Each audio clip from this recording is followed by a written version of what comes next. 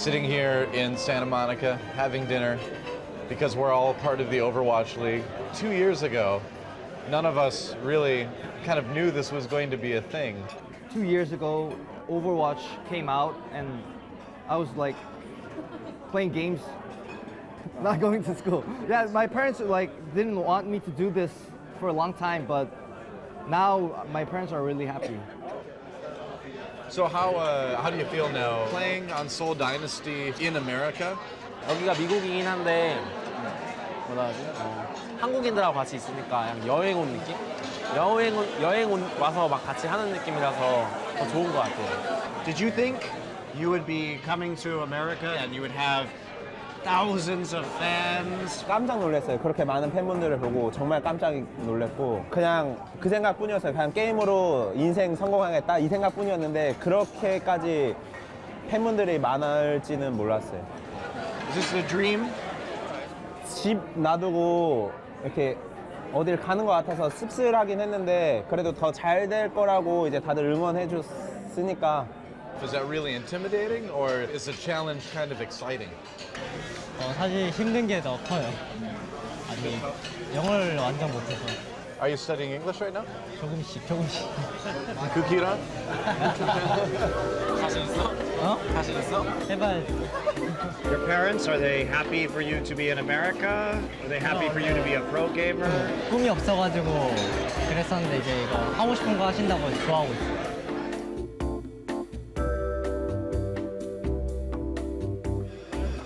That's huge. 이게 뭐야? 미디엄 레어 맞나? 너무 커. Didn't we come here because you guys wanted pasta? We ordered pasta to share, and the meat. 22-ounce steak? we didn't know it was this big. Let's talk about London, New York. How do you describe their play style? 런던하고 뉴욕은 딱 정해져 있어요. 수비적이고 공격적인 팀. 그럼 우리는 다 잘하는 팀. 먼치킨, 천천히 먹고 있어? 천천히 왜? 너무 많아요. 이거 다 못 먹는다고? 야, 재형 다 먹을 수 있어? 그게 재형 다 먹었어. 대박. 와우. So, Monty and I want to thank you for coming out and joining us. There was a lot we wanted to know about you guys. I'm sure the fans did too. And we hope you had a good time. Looking forward to watching you play a lot more in the Overwatch League. 네, 저희도 이런 자리에 있어서 좋았어요? 좋았어. 네, 좋았어. I have a good time. I had a good time, yeah. 완벽해. Yeah.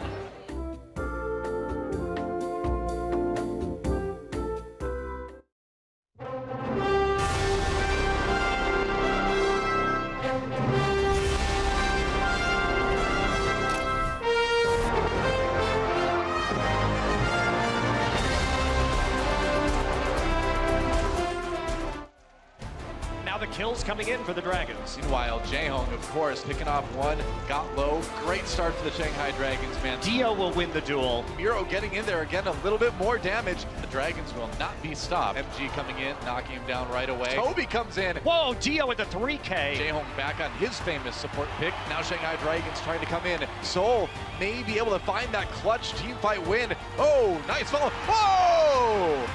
Oh, man. Welcome back. It's week 3, and we are now going into the second match of the day. I'm your host, everybody. I'm Chris Puckett, and I'm joined at the desk once again. We got the full lineup. We got Sideshow, Crumbs, and Zoe at the end. Zoe, great interview with Fury. Well, thank you very much. How do you like watching his diva play? Oh, man. As a support player, it makes me especially happy because he just takes such good care of his own supports. Honestly, like, I'd feel safe around him. Yeah, I felt safe. Doe already called me out for my crappy diva play. Sorry, Doe. I'm not learning. You're too aggressive. I'm not learning anything from the pros in this league. I'll keep playing like a platinum pro. Let's get into the match, though, that we have today. And we should remind everybody real quick, Today was the start of a new rule change. We're going to see a switch up in the map set. Hybrid is now going to open things up instead of being map 4, and we'll be closing it out with Escort, the payload map for number 4. And this is going to help us avoid some of those ties that we've seen through weeks 1 and 2. We've heard your feedback. We are implementing it already, and that is just another reason why we kick ass here at the Overwatch League. Let's get into the games that we've seen so far and what's in the future. Already, it was the San Francisco Shock falling at the hands of the London Spitfire, who are now sitting up top of the leaderboard at 5-0. Our next battle, we'll see if Seoul will join them at 5-0, and later tonight, we're going to see the face-off between our 2 LA squads as the Gladiators take on the LA Valiant. That's right, crowd's waking up. I'm waking up. It's time to get into our second match of the day, and we're going to do it right now as we welcome to the stage. Give it up for the Shanghai Dragons.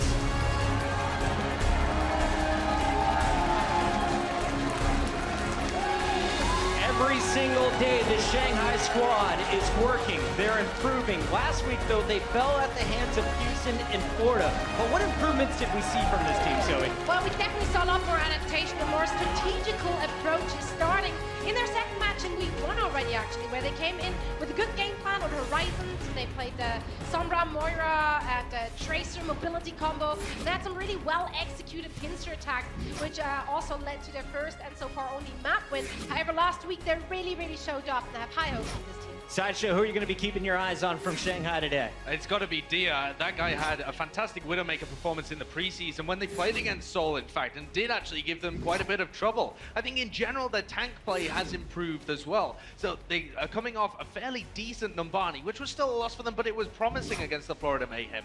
So I want to see them come out strong here today. Well, listen, I know what you're thinking. Why would I want to watch the 4-0 Seoul Dynasty take on the 0-4 Shanghai Dragons? Well, I give you 2 reasons. 1, you have a sick desire to watch a team crush another, or 2, you love the underdog story and you want to be there when Shanghai inevitably wins. The question will be, when were you when Shanghai unleashed the Dragons? Or where? Where were you? We're going to find out. Shanghai Dragons versus Seoul Dynasty. I want to see it today. And will they be able to pull off the win? It's going to be tough because Seoul has been on fire. Let's introduce their opponent. Please welcome to the stage, the Seoul Dynasty.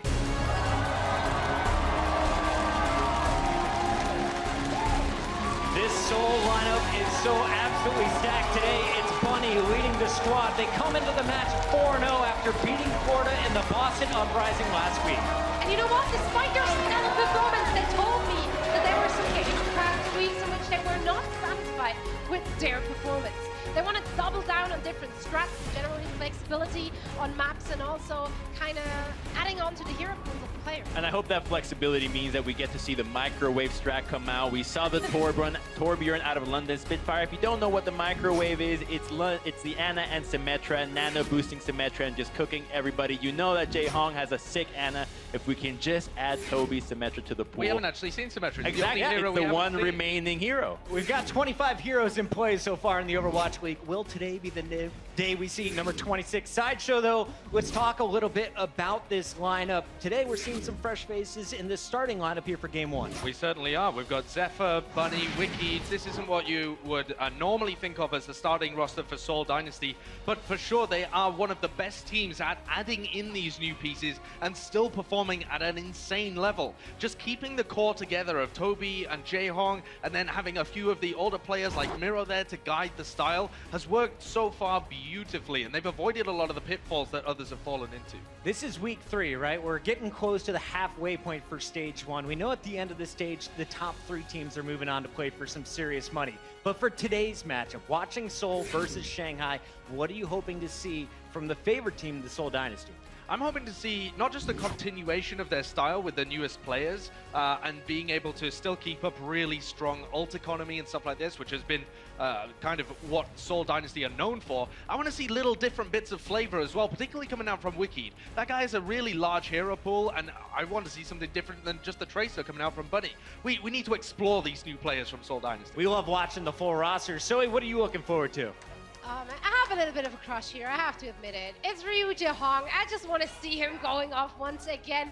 He had more eliminations on his Zenyatta last week than Fleta on his Widowmaker. And I'm not talking about 1 or 2 more. I'm talking about almost 100 more. 87 more eliminations. What? Zenyatta's pretty good these days. Yeah, he's pretty good. He's doing pretty good. I love watching one of the best supports in the game. That's Ryu Jae-hong. Let's take it over to the Shanghai squad, though. Crumbs, I know you've been a little bit hard on this team watching the VODs, but today, what are you hoping to see from this squad? I'm hoping to see two things. From their side, I want to see Dion the Widowmaker. I think we touched on that one already. He gave Seoul a run for their money, and I think that it's a good strategy, especially for pinpointing the supports that Seoul has on their arsenal, which is Jae-hong and Toby, such a powerful force behind this. But I also think that this team, what they really need is fan support and people that actually care behind their play. And we saw a guy that was wearing a Shanghai jersey on the crowd. A shout out to him, because this is a team that's feeling a lot of pressure lately. And I think that it would benefit everybody greatly if we just have these guys get the things going and start putting up some wins on the board. Let's hope that Shanghai can get their first big win over a Seoul Dynasty squad today. Ladies and gentlemen, make some noise. Are you guys ready to get this started? The Blizzard Arena is ready. Let's send it over to our casters. We got Uber with Mr. X. Thank you very much, Puckett and the desk. And hello, Blizzard Arena. We're back. It's week 3. Now, if you're squeamish, this might not be the game for you, but it might be a good chance to have an academic take on exactly how Seoul like to play this game out. And look, we know Shanghai has struggled up until this point. We're trying to see some progress. We saw some progress with them last week. You know, their dives were a little bit more well executed than we saw in the first 2 weeks of play. The Sombra setup was good as well on that horizon. On horizon, yeah. So expect to see Shanghai come in here look much better than they did the previous week. Maybe give Seoul a run for their money on one of these maps. Have you ever watched Animal Planet, Matt? Or any of like those documentaries? I'm gonna be honest with you, no. I usually just watch, well, video games and then sports. That's about it. So this is kind of like one of the scenes, you know, in those ones. It kind of opens up where there's like a baby, you know, a baby penguin. Let's say baby penguin. That's Shanghai, right? Just hatched. And basically they're waddling together in a herd, and then a couple tigers start to peek their heads above the ridge, and the music starts to get all sort of, you know. Listen, I don't have to watch Animal Planet to know that it's not good for the penguins when the tigers come. That's something that nobody needs to watch Animal Planet for. Yeah, I mean, I can't really call them dragons. It's probably too imposing in that sort of scenario. But as we fly through the streets of Numbani, know that the tigers are waiting to collapse upon their prey. Looks like Seoul Dynasty will be on defense here first. Jae-hong will get the play. Anna, unfortunately for the desk, it does not look like they see some entry here from Toby. It looks like he'll be playing Mercy here. So, you know, sometimes Seoul Dynasty, they like to run Torbjorn here instead of Mercy and let Jae-hong just play that Anna solo support.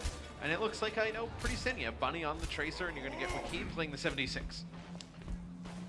Pretty straightforward setup here for the Seoul Dynasty, safe to say. Jae-hong, of course, will be able to sit back, provide a lot of that healing from that opposite ledge. It's good to see Zephyr back in here as well. Obviously, we saw him last week for a brief period of time.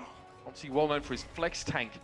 With the Shanghai Dragons now, we've seen where they've managed to hit their successes. Obviously, they've managed to put their dives together fairly well. With Dia and Undead, of course, sort of with very similar hero pools, Matt. Might have a Tracer Genji combo from them. And that will indicate to us straight off the bat that they're looking to get aggressive.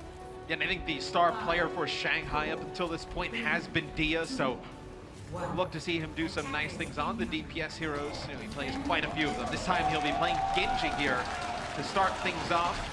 It looks like Shanghai Dragon's going to go with the dive comp here. Just a lot of mobility, able to jump right up here onto the high ground. Okay, it's an early dive. They actually take the high ground fairly early on. Normally, attacking teams might move a little bit further up and then jump on the ledge.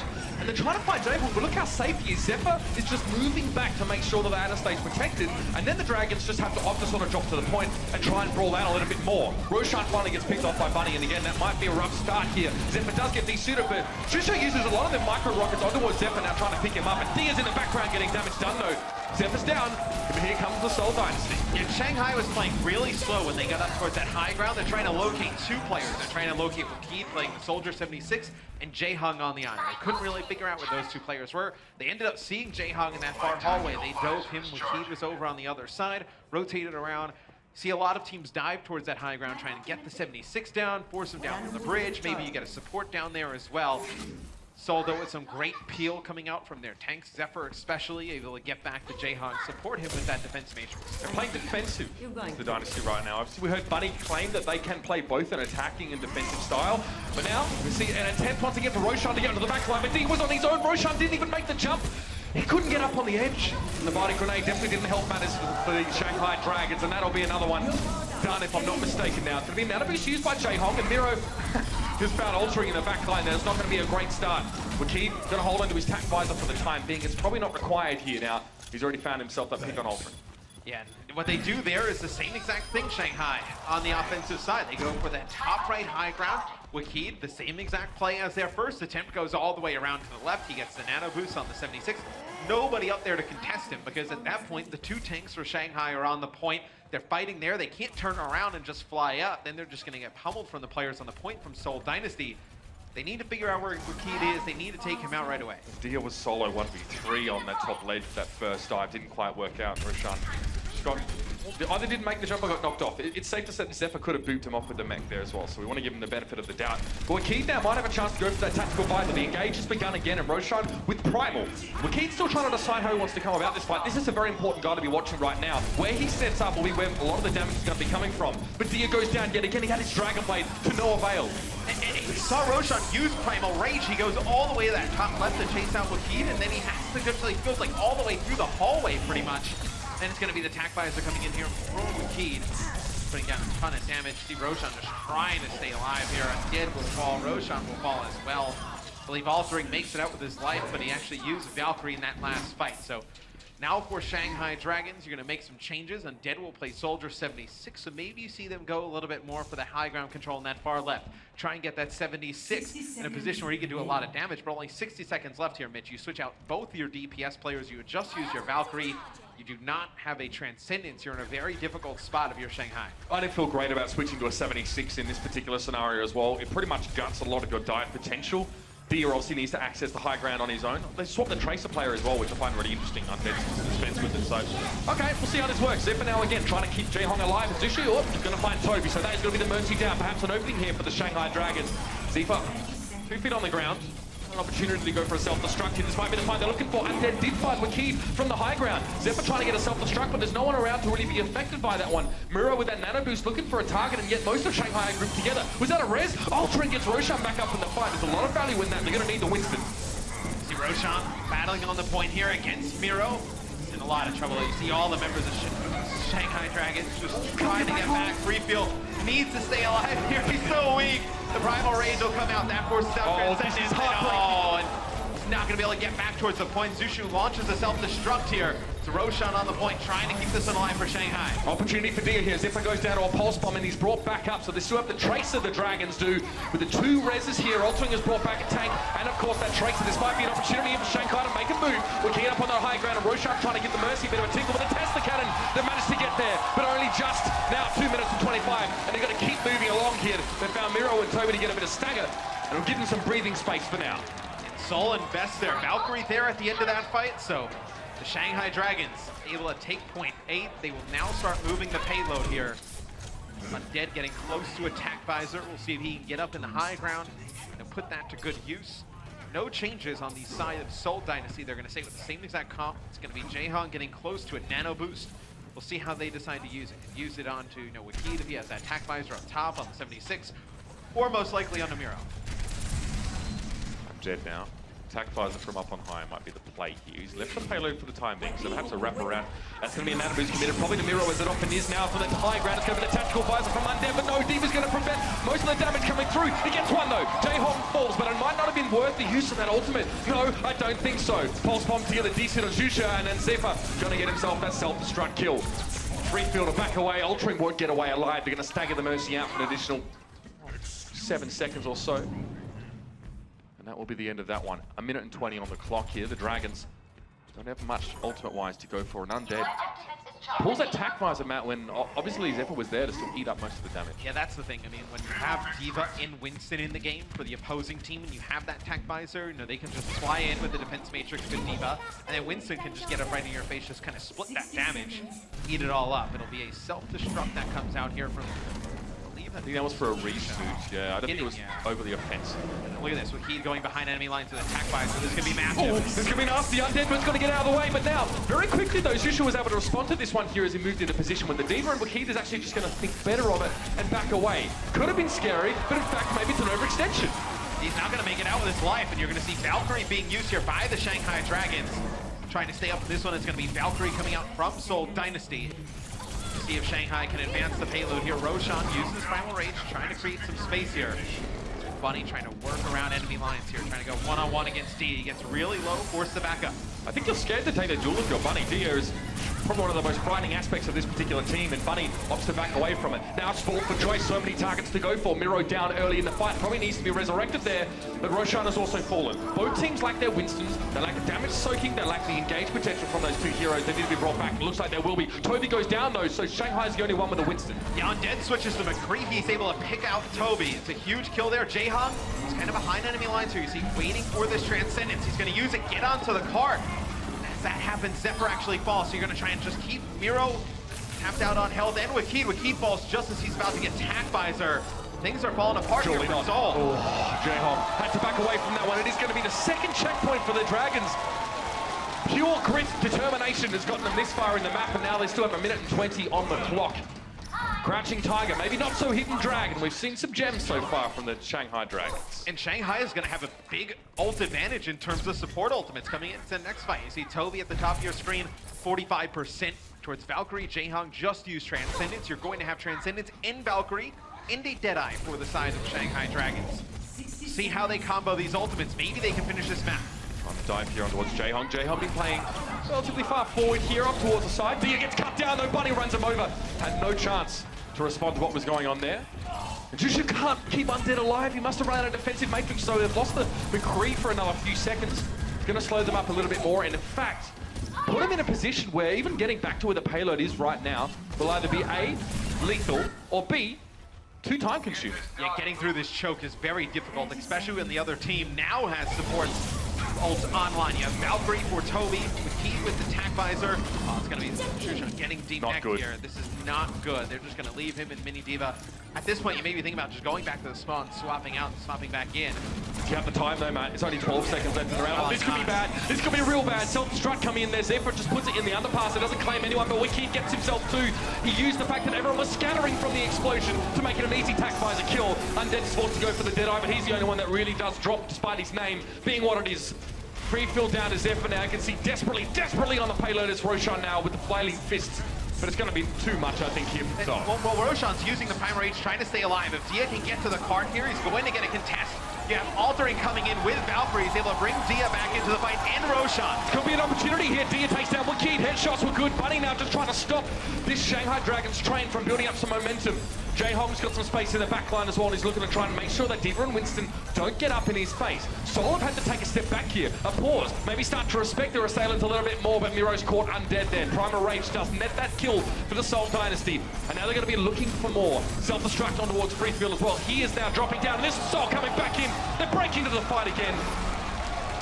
And it's a clean up here, 2 checkpoints, a little bit of distance on top, but that's all she wrote for Shanghai's attack. You see the progress, though, that Shanghai Dragons has made as a team from week 1 until now. You see their dives are much cleaner. There towards the end, when they use the Valkyrie, they get the double res with it, right? But they don't actually kind of use the healing after it. They don't capitalize much on that. Yeah, they didn't really use the healing. They're just kind of push on through and get aggressive with it, right? Because you thought they just sat back and let Seoul just have time to regroup. Well, look, they need to have somebody play the card, obviously, right? But you had your Winston and Tracer alive. You keep Diva on the payload at that moment. Just the healing that Mercy provides in Valkyrie. I feel like we always talk about the double res, how powerful that is, but she's so hard to hit, and then the healing she provides down is insane as well. So maybe have the Winston and the Tracer try and dive a little bit. Jaehong in the back just getting free kills back there. Just landing discords, landing some easy shots.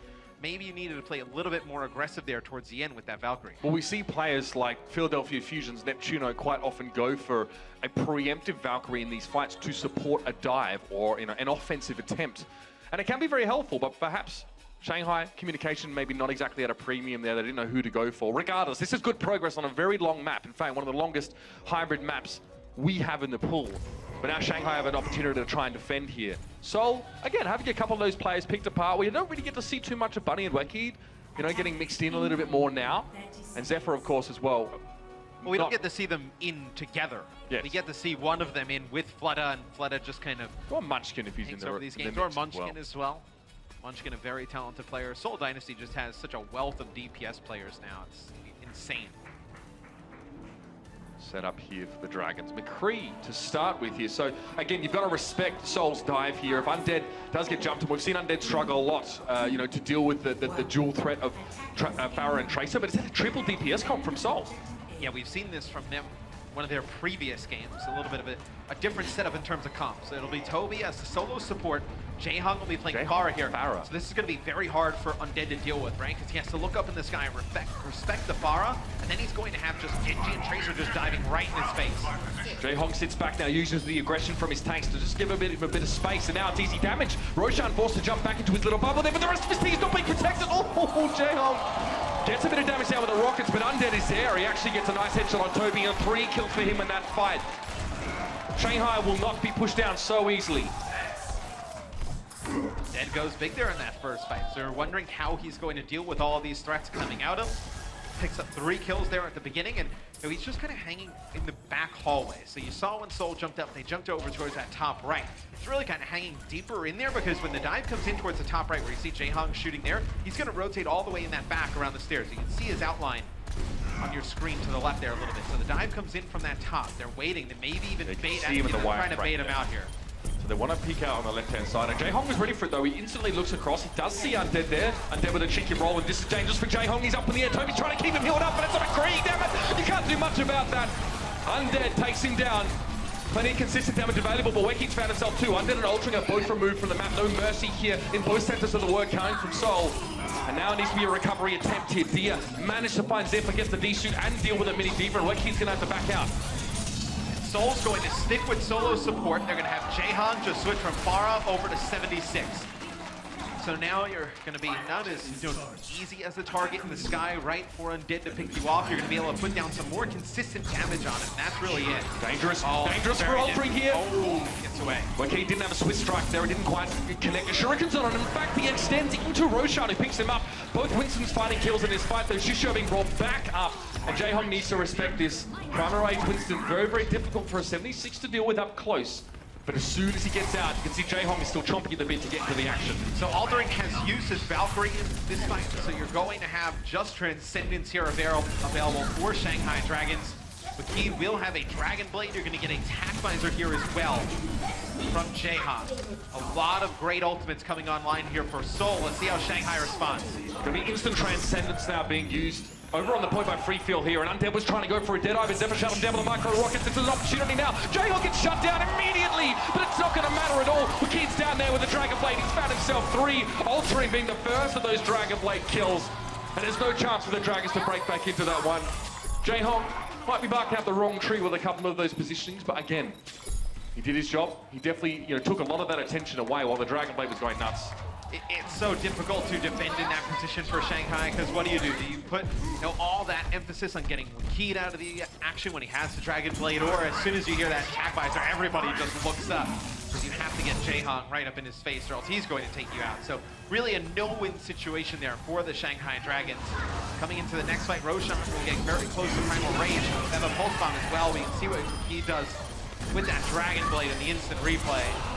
That Genji ult can be so devastating. Very clean style he has, and it's very satisfying to watch. Miro a little bit too close, Undead. Been a consistent thorn in the side of the Dynasty so far with that McCree. Again, keeping himself safe and delivering that consistent damage. Oh dear, will he have a chance to resuit? Oh, Shusha playing it very close, but he does get back in the mech. This will force Waki away. But brazen as brass to try and go for that resuit in front of a Genji like that. And here's where I would like to see Shanghai get aggressive. When you get that D-Mech, I want to see them push on through, right? Because you can get to that corner, really push the other team back. So Undead is going to be able to take out Jaehong. With the Deadeye, it's going to get res right away. Freefield will take out Bunny. Right, would have really, I see now I want to see Shanghai get aggressive. They use the Transcendence, push the cart, dive in deep, don't just play on that payload. Jaehong very late Transcendence. He clearly thinks they can win this fight 4v6 if I'm not mistaken. We'll see if it's going to work. Backs away, keeps his team alive for the time being. It's mostly tanks though. They're even DPS now. It's just starting to come back into the fight. Wakid is returning. Zephyr finds Diva though. It is automatically resurrected, and Jaehong all of a sudden decides to play the long game here and back out. But they're going to press forward now. Seoul Dynasty have been really relentless here, Matt. They want to keep pushing up. See, Zhuchao's on the payload on his own. He's going to get taken down, so Seoul will be able to use that and move forward. And Toby will use his Valkyrie in this fight, so Seoul, this is like a must-win. When you use both support ults, it'll be Waki using his Dragon Blade. Gets shut down there by Undead. That is a huge play. So that was my face too, man. Yeah, don't worry. Now you don't have a Dragon Blade coming online for quite a while. Toby, he's working on his Valkyrie. You have Dia with a Pulse Bomb. See if he can connect with That Tracer ultimate, He stuck one of that, these players out. What? If he didn't stick that, he got very close. Roshan almost went down to that one. It would have taken away most of his HP. And another Transcendence coming here from the Shanghai Dragons. They're going to go for it. Pulse Bombers drop down towards Zephyr. He gets desuited, and the self-destruct's going to come in over the top. Very aggressive from the Shanghai Dragons here, but Jaehong fell. And that means the Dynasty have to go back to the drawing board. Man, it's like the Dragons really play up to their opponent, don't they? They're looking far better now, much improved against Seoul. Again, playing a more aggressive style of defense, definitely taking their opponents off guard. They did end up using Primal Rage. They used a Pulse Bomb, Self-Destruct, and Transcendence in that fight. Coming in here, Seoul Dynasty will have their own Transcendence, and that's about it. So we'll see how Seoul Dynasty plays around this Transcendence. Swings in their favor. Keep on mind, all three does have Valkyrie for Shanghai Dragons. That's going to be an early Transcendence there from Jaehong. Now you have to see this push starting to come in here for Seoul Dynasty. They get Roshan and Free Feel at the beginning. Altering those should be able to get both of these players up with the double rest. Funny, where's he looking for this Pulse Bomb here? He's just getting damage to the Shusho for the moment. He does manage to remove him from the mech. Self-destruct to zone enemy divers away from the backline of Seoul Dynasty, but the Dragons just take a breath. They take 5, and now they're going to get back into the action. Bunny drops into a heck of a lot of damage, and this McCree from Undead is causing problems. Bunny's looking to try and cut him out, but you can see a little bit of space to do a heck of a lot for a McCree. But Jaehong's there. Undead falls. That's another one. Let's go. Free Field is domed out, and that'll be their second checkpoint. 1:30 left in the round. Wakid has that Dragon Blade for this next fight. So with the Dragon Blade online for Seoul Dynasty and no support ult for Shanghai, it's really on Wakid here to win this game for Seoul, right? You can get a good Dragon Blade here at the end. No, there's no res coming in for the Shanghai Dragons. No Transcendence just yet. Go time, Matt. Bunny wants to get around the flank. He'll be able to get a Pulse Bomb fairly quickly. You'd like to pick up the Zenyatta, but he's actually zoned away. Free Field from the rest of his team. He barely even has line of sight on the rest of the Dragons. Now altering. Both supports are being harassed down by this Tracer. He's just a one-shot now. Almost to finish off, but Bunny has to abort. He gets out, but he still finds altering from long range. That's the Mercy taken care of. Now a key. Dragon Blade, if he wants it, takes cover. He knows the Deadeye was at work, but Toby falls to Undead. Wakid having to back away here again. Struggling Piers to deal with the damage of Roshan. Push back, and Diaz found him now. Didn't get a chance to use that blade just yet. It'll be Zephyr launching a self-destruct in the sky. 30 seconds left here for Seoul Dynasty on offense. It'll be Zephyr getting D-Max here. Shanghai. Oh man, in a good position here, Mitch. They're going to get very close to their own Valkyrie here. Dia with a Pulse Bomb. Maybe we see Dia pick up an early kill here. So Wakid still with that Dragon Blade. Did not use it in that last fight. This is astonishing. They made 10 seconds left in the round. Shanghai Dragons in position to win it here, to win Numbani, to take a 1-0 start to this series. Well, the road to glory begins here, Dragons. Let's see what you've got. It's going to be a pretty staunch defense now. Looking for Roshan again. Wakid, like you said, needs to win this game out. He needs to find that Dragon Blade, but Miro goes down first. That's not a good start at all. All of a sudden, the Shanghai Dragons defying expectations, defying all the pundits. Coming up strong in this fight, but they've got more to do. Wakid finds Zushu there as well. Now it's going to be the Transcendence was dropped in. Zephyr getting res back up. Free Full Dia both being down. Now Seoul finally starting to make a bit of progress here. Trying to deal with Roshan on the payload, but the Primal Rage will buy a little bit more time. It may take more than that, but Ultron comes in with the res. Dia, though, immediately in the center of the enemy offense, and it's not going to do it. Surely not. A desperate Hail Mary with the Mercy on the point. We're getting ourselves a game here, and I can't believe it. They almost did it, but just like always, I feel like so many times, Seoul Dynasty towards the end of these games, whether they have the ults in their advantage or whether they're down ultimates in a big way, they always seem to turn fights in their favor. Toby there at the end gets Valkyrie, they use it, then with that Dragon Blade of Wakid to push on through, cut through Shanghai to squeeze out map number 1. A strong statement made by the Dragons, though. They've come here to the arena today and they demand respect from the Seoul Dynasty, and perhaps after that performance, they may have gotten it. Jaehong with some huge moments, and one fight was all that separated these two teams. Map 2 is going to be a cracker. Let's get there in just a moment.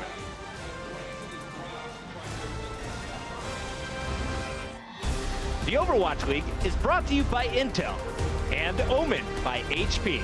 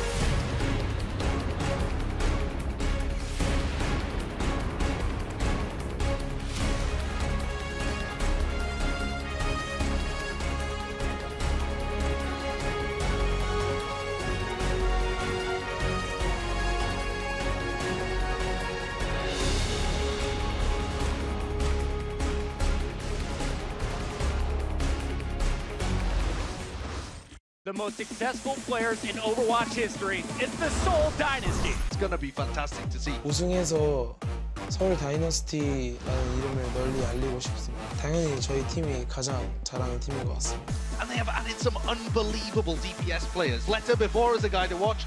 팀이 가지고 있는 목표 또한 우승이죠. Blink and you'll miss it. Seoul will take the series. 게이머들이 최고다고 생각합니다. 성적이 보여주는 것 같아요. This team, it has a fantastic core and base of teamwork. 개인 목표는 역시 세계 최고의 플레이어가 되는 게임 목표 역시 세계 최고의 팀이 되는 것입니다. So many stars on this lineup.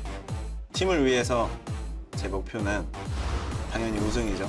우승을 위해서 모든 것을 할 거고 많은 지원을 할 겁니다. You can see the discussion there, you know, saying that we are the best team in the world. Our record and history speaks for itself. And for the Seoul Dynasty, that's not wrong. They're 4-0 right now, playing up against a 0-4 Shanghai. But Matt, something interesting is brewing here. Yeah, you know, during that break, we get all the great stat cards that the production team puts together, and it was interesting. We had Free Feels and Jaehong's back-to-back, and it just kind of, Free Feel doing a ton of healing on the Zen for Shanghai Dragons, that the damage not as high. And I feel like with so many great Zenyatas in the league right now, you see Jaehong stats, you know, the damage is almost like 2,000 more than the side of Shanghai Dragons Free Feel. So I think you look at those two players, right? Zen is such a damage dealer now in the support role, so to speak, because you'd rather have Mercy do a little bit more of the heal, get Valkyrie a little bit faster. It's an evolution that we're seeing, isn't it? Yeah, Zen, you know, with the Discords, could just be such a damage dealer, you know, and provide so much extra damage for the whole team. That you see these teams with, you know, great Zenyatta players, and they're able to deal a ton of damage. You can think of, you know, Jaehong, obviously, for Seoul Dynasty. You have Jonak on NYXL, Raucus as well for a team like the Houston Outlaws. When you have these Zenyatta players who can do that much extra damage, it makes it so much easier, it just enables everybody else. And if you watched last week, or you actually got to see that match between the Seoul Dynasty and the Downers Fuel, this was one of the more interesting maps of that particular series. And we know that Seoul, in the past, would like to play up on the high ground and play with a very defensive comp. I expect it to be pretty similar here. Now, there's no substitutions for either of these two teams. So more interestingly, Seoul are not bringing any of those extra players in. So, you know, we don't have the likes of your Flatters and your Munchkins here. We might not need them. It might even be, you know, someone like Bunny to step up, who's a player, by the way, that we only really see play Tracer. But if we get to see him on that Widowmaker, that'll be a bit of a treat. Yeah, I think for Seoul, I think you'll probably keep this lineup all throughout. Get Miro back in the lineup. I believe he was sick. That's why you saw Kuki a lot the previous week. So you always keep Toby and Jaehong in. You get everybody else a little bit extra run in this series. You know, get them, I don't want to say like up to speed, right? These guys are so good, but it's a much different environment playing in a scrims to playing on the stage. So vastly so. I think you get these guys a little bit more practice. For Shanghai last week, the only sub you really saw from them that was interesting is you saw Roshan come out and MG came in. They tried, you know, having both of their flex tanks play at the same time, and they had one of the flex tanks play main tank. But it seems like they've, at least through the first two games, settled on keeping Roshan in. Yeah, well, I think it was Shusho and MG playing together. All right, so we are going to have Bunny on the Widowmaker, which is super interesting and a bit of a treat for us. Wakid is definitely the Junkrat player, you know, on maps like this. So no surprise to see that. Ooh, hello, Roshan. Just some warning shots being laid into it, but you can see his health bar. The Shanghai Dragons are really going to be pressed to keep his health up. So we're actually going to have Dia on the Genji, not the Widowmaker, and Undead will be playing that role. I never really know who's going to be playing what between the two DPSs on this. So here's where Shanghai may run into some problems. You try and dive this high ground, and they're just going to go to the other side. So they have Wakid playing on the opposite high ground. They're just going to exchange places here. Leave Miro up on top. It's going to make it very difficult for Undead to get any shots off because everybody on Seoul can play from that right-hand side ground. The Widowmaker for Shanghai doesn't have a great opportunity to pick anybody off, but the Miro here is behind his own shield. Oh, I guess he got hit real hard by Bunny there. But you can see again, if the Shanghai Dragons are going to come around that way, it's going to be two lines of defense that the Seoul Dynasty are going to have. So they've actually been forced to drop at least onto the low ground, Matt. That's something. Yeah, but they're so split, Shanghai. You have Altering and Shusha over towards that left, towards the Seoul Dynasty spawn. You have Free Feel working on Zenyatta up on high ground by himself. So really, they're split up here. They're trying to force some kind of action onto the point. Very difficult. They don't have enough damage to break this shield from Miro. Now the dive comes in on top. Miro can't do much to help the rest of his team. And in fact, he's swamped immediately by all these Shanghai Dragons players. First casualty of the fight, but Dio's responded onto when he finds him there with a concussive fire, and it might get a bit ugly from here because Miro's been brought back up. Now the Riptide coming around to seal the fate of Altering. No Mercy involvement in this fight, and I believe it should be Seoul now comfortably taking it away. But for Shanghai, you did force Seoul Dynasty to use their Riptire and their Valkyrie. You will have both support ults for the Shanghai Dragons coming in. How hard do you think it is to force a Junkrat to use his tire? Not too difficult at all. I think he wants to use it, right? I mean, I think we saw, when some teams play like quad tank against Junkrat, like Junkrat's got his ult like in the first like 30 seconds of game, so. It's got like a lower cooldown than his mines. Good time. Pretty much. So now you see Shanghai Dragons trying to set up, push up top here yet again. A lot of pressure on Bunny. He'll back out. Altering will use his Valkyrie here at the beginning of this, so he's going to have all the healing that the Mercy can provide and the double res. Double Transcendence there up on the high ground. Dia's brought back here by Altering. They're going to need his Dragon Blade in a couple seconds when he can get that one ready to go. Wicked also crucial for Seoul now on that low ground. The Junkrat's been brought back but goes down as soon as he was recovered. Now the Dragon Blade time for Dia. You can see him over the top there. He's going to be looking for Toby and has found him. Bunny's going to struggle as well just on the Widowmaker, and Dia's cracking this one open like an egg. Opportunity galore for the Shanghai Dragons here to take this first point away. First of all, in that first fight, they managed to shift the Dynasty to the low ground, and eventually they managed to use that to their advantage. Nicely done. I was going to say, in that first, initial attempt, not this one where they take point A. In that previous one, they did a great job of forcing Miro down from the high ground on the Orisa. What saved Seoul in that fight was Mercy's Valkyrie able to bring up Miro back into the fight in the Riptire. That time, both of those ultimates not available for Seoul Dynasty. Well, Wiki just blows up Dia at the beginning of this, so Shanghai will have to wait. But once they forced Miro from the high ground, yet again, they had both support ults there to the Shanghai Dragons, and they had their blade, and they're able to close the fight out. Right, now for the next moment or so, the Shanghai Dragons are just going to be assessing the setup here of the Dynasty. Miro went very low. Miro definitely the more aggressive between himself and Kuki, I think, in this team. He really likes to try and jump into those backlines. But Roshan now is trying to pave the way so that Undead can actually have a decent sight line here. He's forced away immediately. And Mashusha going down, missing that Diva. That's 50% of their hard engaged tanks missing.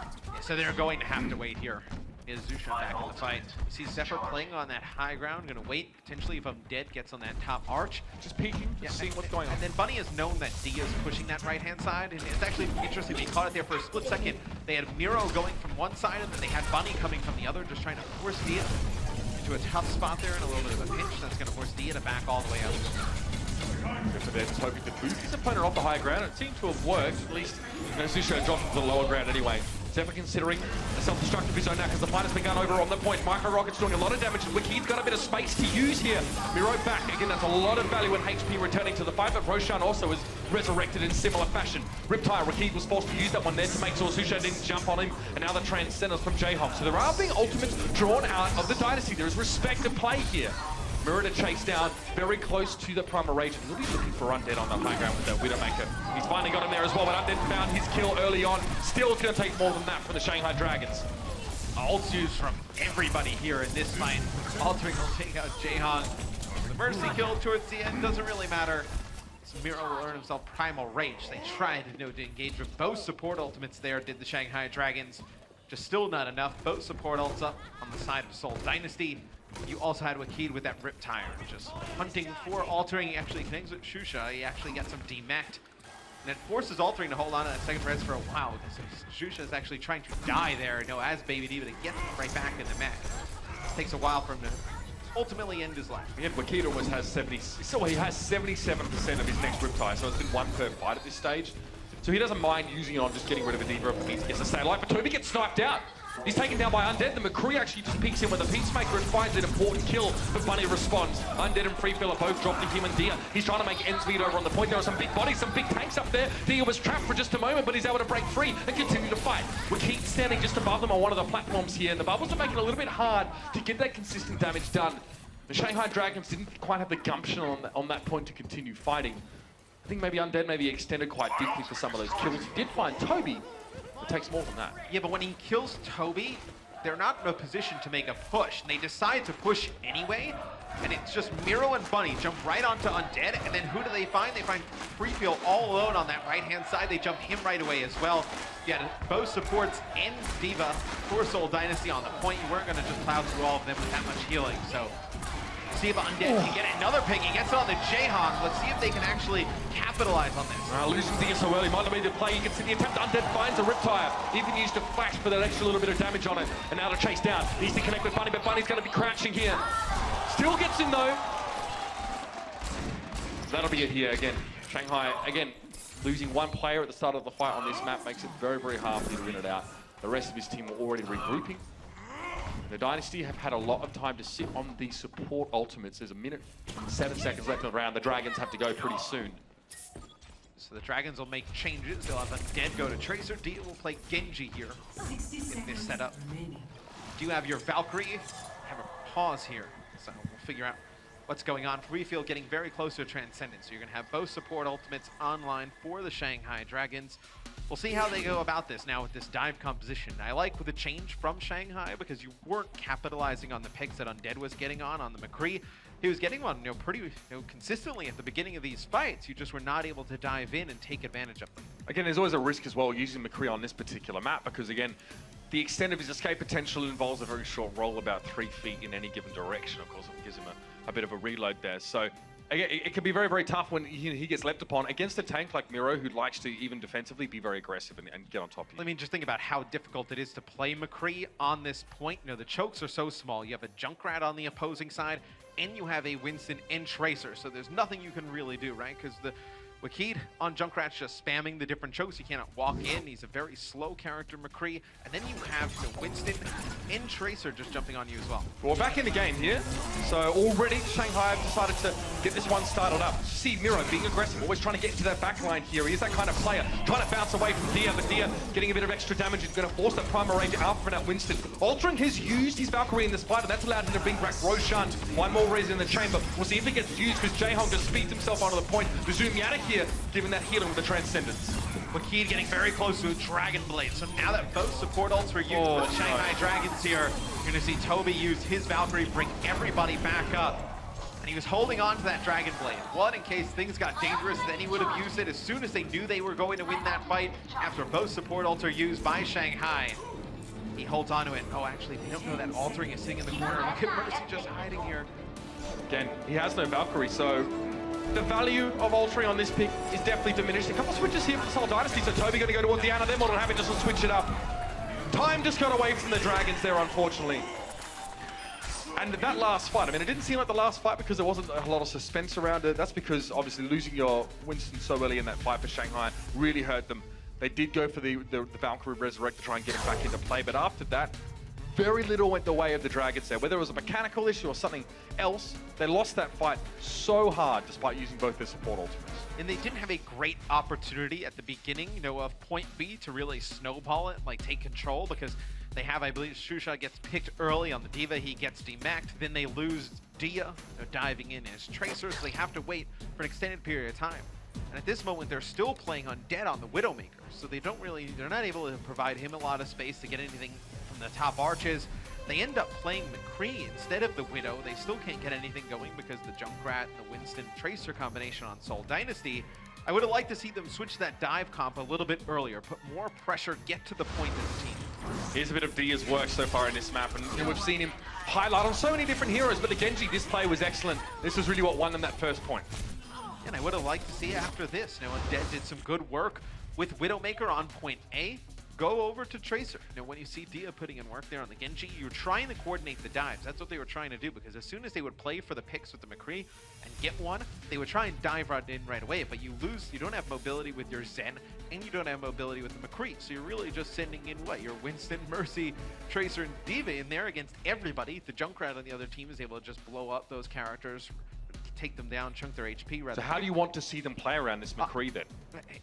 I feel like McCree is in a very weird spot to play around right now, right? Because you have such the prevalence of dive compositions. He can't get out of the way.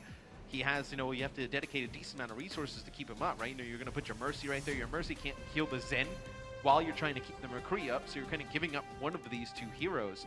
I would have liked to see them just play dive, because they had a lot of success with dive on Numbani. They should have just gone with the hero. We know that they have that interchangeable hero pool, the Genji Tracer. They're both Dia and Undead. They both just play it, yeah.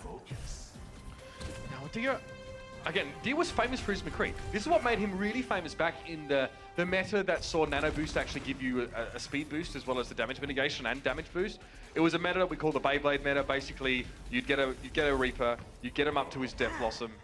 He'd get nano boosted, he'd be really fast, he'd get Death Blossom, then you'd bubble him, right? You give him a Zarya shield, so that literally no one could do anything about it because there'd be a Reaper in your back line in seconds and you couldn't outrun him. And I loved it. Yeah, so basically, Dia's team, Vici Gaming at the time, actually showed a really strong response to that by running McCree as well, and also running Mei. So 2 heroes that can control space a bit better, but Dia's McCree was legendary. Legendary, but Undead to be on at this time, and we've also seen him be very good. It flummoxes me, Matt, that both of these, you know, DPS players just sort of mix and match a lot, but I'm sure there's some method to the apparent madness. They have great hero pools. They're both able to be interchangeable. We see that's a sign of a lot of the successful teams thus far. You know, both their DPS players able to play Scan or Projectile. For Seoul Dynasty on offense, Toby playing Mercy, Jaehong will play Zen. They're just going to go straight back. He playing Genji and Bunny playing Tracer. Right now they're just kind of poking around the corner, just trying to get vision on where all these players for Shanghai are positioned. Look at how Miro's jump actually provoked Roshan to drop up to the high ground as well. Seoul haven't engaged yet, and yet they've been sort of forcing their opponents' moves. Undead gets melted. That's what happens when he closes the gap against a McCree. He might be a stylish gunslinger, but he needs to have a lot of room. He is a loner by nature. That's where he succeeds against the enemy teams. Susho getting desuited now, and that's going to be pretty comfortable here. Shanghai haven't finished the map themselves, so this might be a quick foray here. If Seoul can take this first point and move along, which it looks like they will. And you see how Seoul Dynasty, they take out a few members, and then they just kind of back out a little bit, reassess the situation, then come on in, clean up the rest. And it's a beautiful setup. Miro jumps up to the high ground. They actually had Wahid playing Genji come from that mega health pack up the stairs, just dash right through Undead. Able to deal with the McCree right away. I feel like now this is the really hard part for Shanghai. Okay, Undead switches. I was going to say playing McCree here on point B would be very difficult, but yeah, you're looking at it. I'm looking at it too. You have Dragon Blade and both support ultimates here for Seoul Dynasty. Perfect. This is just what they need. If they go quickly enough, Altering won't have his Valkyrie to use either. Altering desperately trying to get up to 100% on his ultimate. I think he'll get there at least and have to bring Undead back because he's already gone down. Altering, he needs to use this one now. He gets a resurrect, but now Freefall gets chased down. Both support ultimates from the Shanghai Dragons have been forced out, and Jaehong still has his Transcendence now to use after his opponent's one has expired. Wahid now getting plenty of damage done here. Roshan falls. Susho getting desuited here, trying to go for a self-destruct. Shanghai will extend this fight though. Altering does have Valkyrie, brings Roshan back into the action. Jaehong going to use the Transcendence here as well. So Seoul Dynasty feels like this is a fight they can definitely still win. Undead getting plenty of healing. Actually, he's very close to his own death blossom, so this might be the opportunity for the Dragons to snap this one back in their favor. Jaehong going down to the micro rockets isn't also a good sign for the Dynasty either, and Toby down. So both supports, I'd like to see Undead hold on to this death blossom and not use it, because Shanghai have managed to win this defensive fight pretty handily. They win it. You know, on the downside, Wahid uses the Dragon Blade at the beginning, does enough damage throughout that entire fight to build up towards another Dragon Blade coming into this one. So now that you know there's no support ultimates for Shanghai, you're able to use this Dragon Blade, a Pulse Bomb, and you have a self-destruct a little bit more freely. Undead though, with this Reaper Death Blossom, I feel like they need to get Zephyr out of his mech before you see it come through. Then that's when it can deal a ton of damage. Jaehong just weaves a Discord Orb in there on towards Roshan. Again, such a good understanding of where you can play safety on that Zenyatta. He's probably going to wrap around the left-hand side. Dia's down. They've already lost their Tracer. Not a great start for the Dragons here, but definitely recoverable with a Resurrect. Wahid drops back. A Dragon Blade in this fight again. He'll be looking for it. Gets into the back line. It looks like the Transcendence, so Freefall's done well. Another Transcendence from him. Wahid just respects this for the time being, but now surely it's time for the Seoul Dynasty to get their hands dirty. Toby using Valkyrie here. Here comes the Dragon Blade from Wahid, trying to locate Altering. Swipes on through him, gets one, looking for the Zen. Freefall picks it up. The res comes right back in for Toby. Jaehong also with the Transcendence here. He's going to use it as Seoul Dynasty pushing on through. Point though, still contested here by Shanghai. You have a dangerous time. They're playing in the close quarters area, and Jaehong's going to get Orbs of Destruction in. Going to be an attempt for Undeadness to try and get back out towards the point, but Jaehong has found him as well. Dia may as well write him off additionally. Ultron's going to try and get in over the top. But the Seoul Dynasty have taken the point and hence the map. It's now standard 2-0 in this series. 2 maps, especially the first being quite close. Is this the Dynasty underperforming, or the Dragons, you know, now really having improved, Matt? No, I think Seoul Dynasty, they're playing their game. You see the very well calculated dives out of them, perfect positioning. I think Shanghai has just risen to the occasion here, now putting up their best effort of the season. The Shanghai Dragons, after looking very average after their first few games, have found a rhythm that we've not seen from them before. Now, that needs to be developed and worked on, and lucky for them, they've got a couple more maps left in this series. We're going to be heading around to our third control map in just a moment. So stick around, we'll see you on the other side. The Overwatch League is brought to you by Intel and Omen by HP.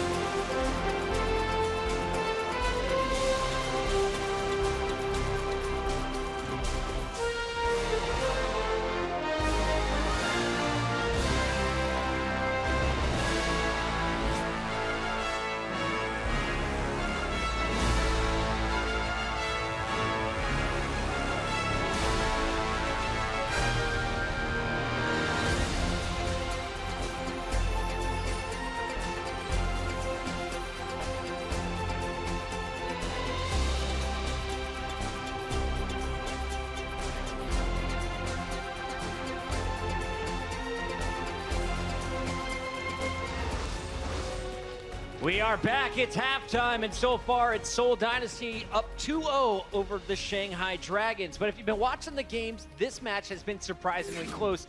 The Dragons were 0-4 entering the match. Meanwhile, Seoul Dynasty has not dropped a single match. So coming in, we all thought this was going to be a one-sided affair, especially on a map like Numbani, where we've seen Seoul be so strong. But as we take a look at the opening attack, the general highlights here on Numbani, we just got to point out what was going well, and it all starts with the supports here. This was the weakness of the Dragons. Altering was on point with his Mercy. It seems the whole team was protecting them a little bit better as well. Yeah, Numbani, we saw them have a good performance against Florida Mayhem, and they seem to have built on that. They are looking pretty decent on this map.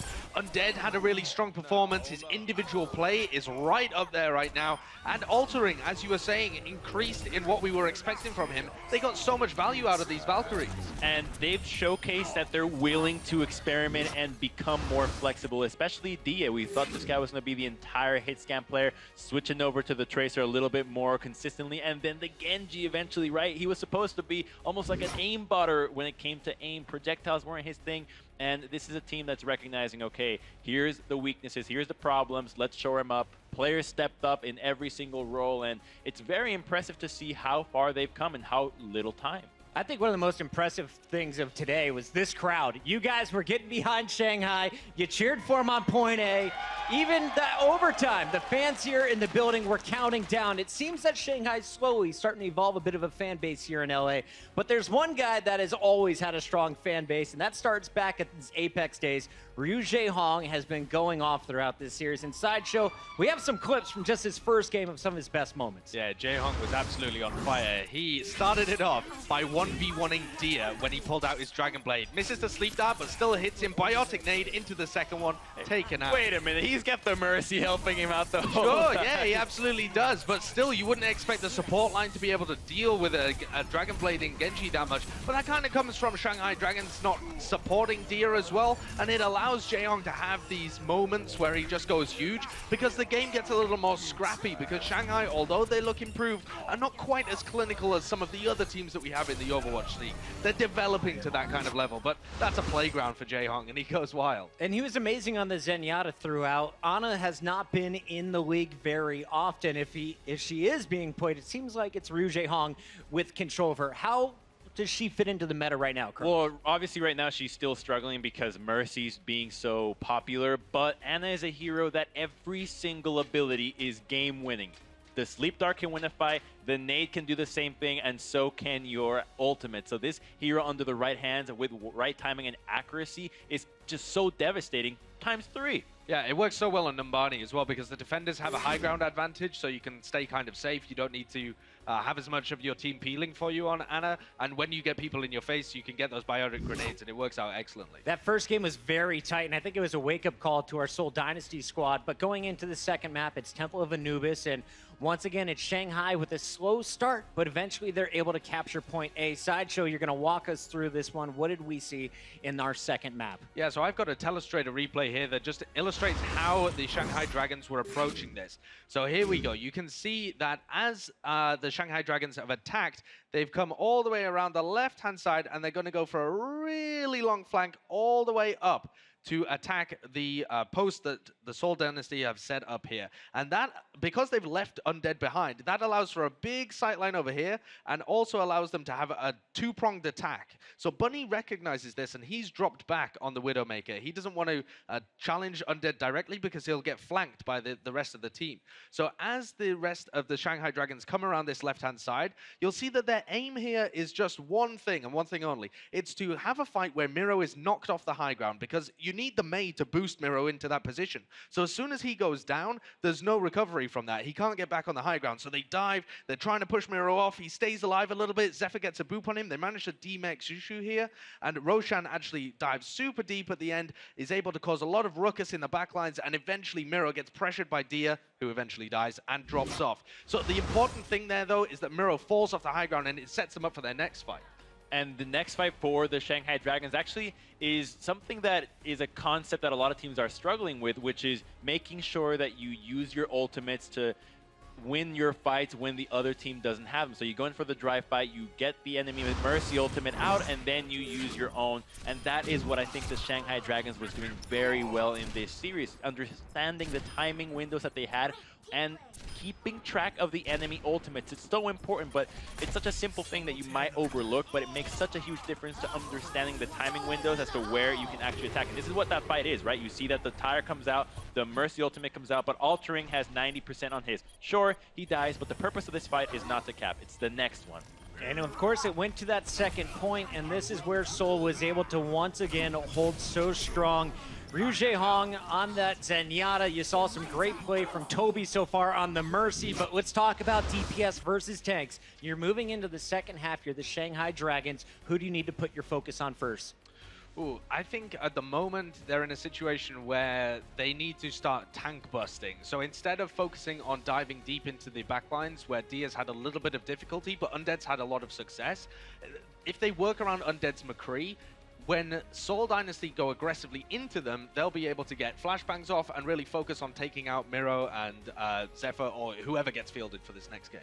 We have Oasis coming up for game number 3. Let's talk the keys to victory here for the Shanghai Dragons.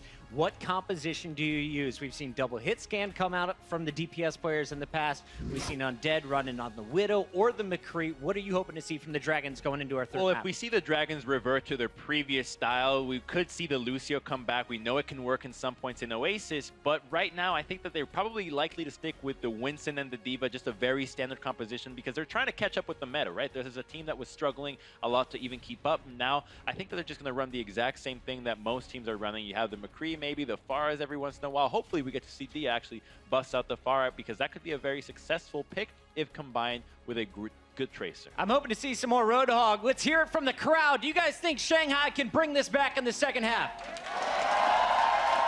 LA believes it's possible. We will find out after this short commercial break. Don't go anywhere. Seoul Dynasty versus the Shanghai Dragons continues in just a few.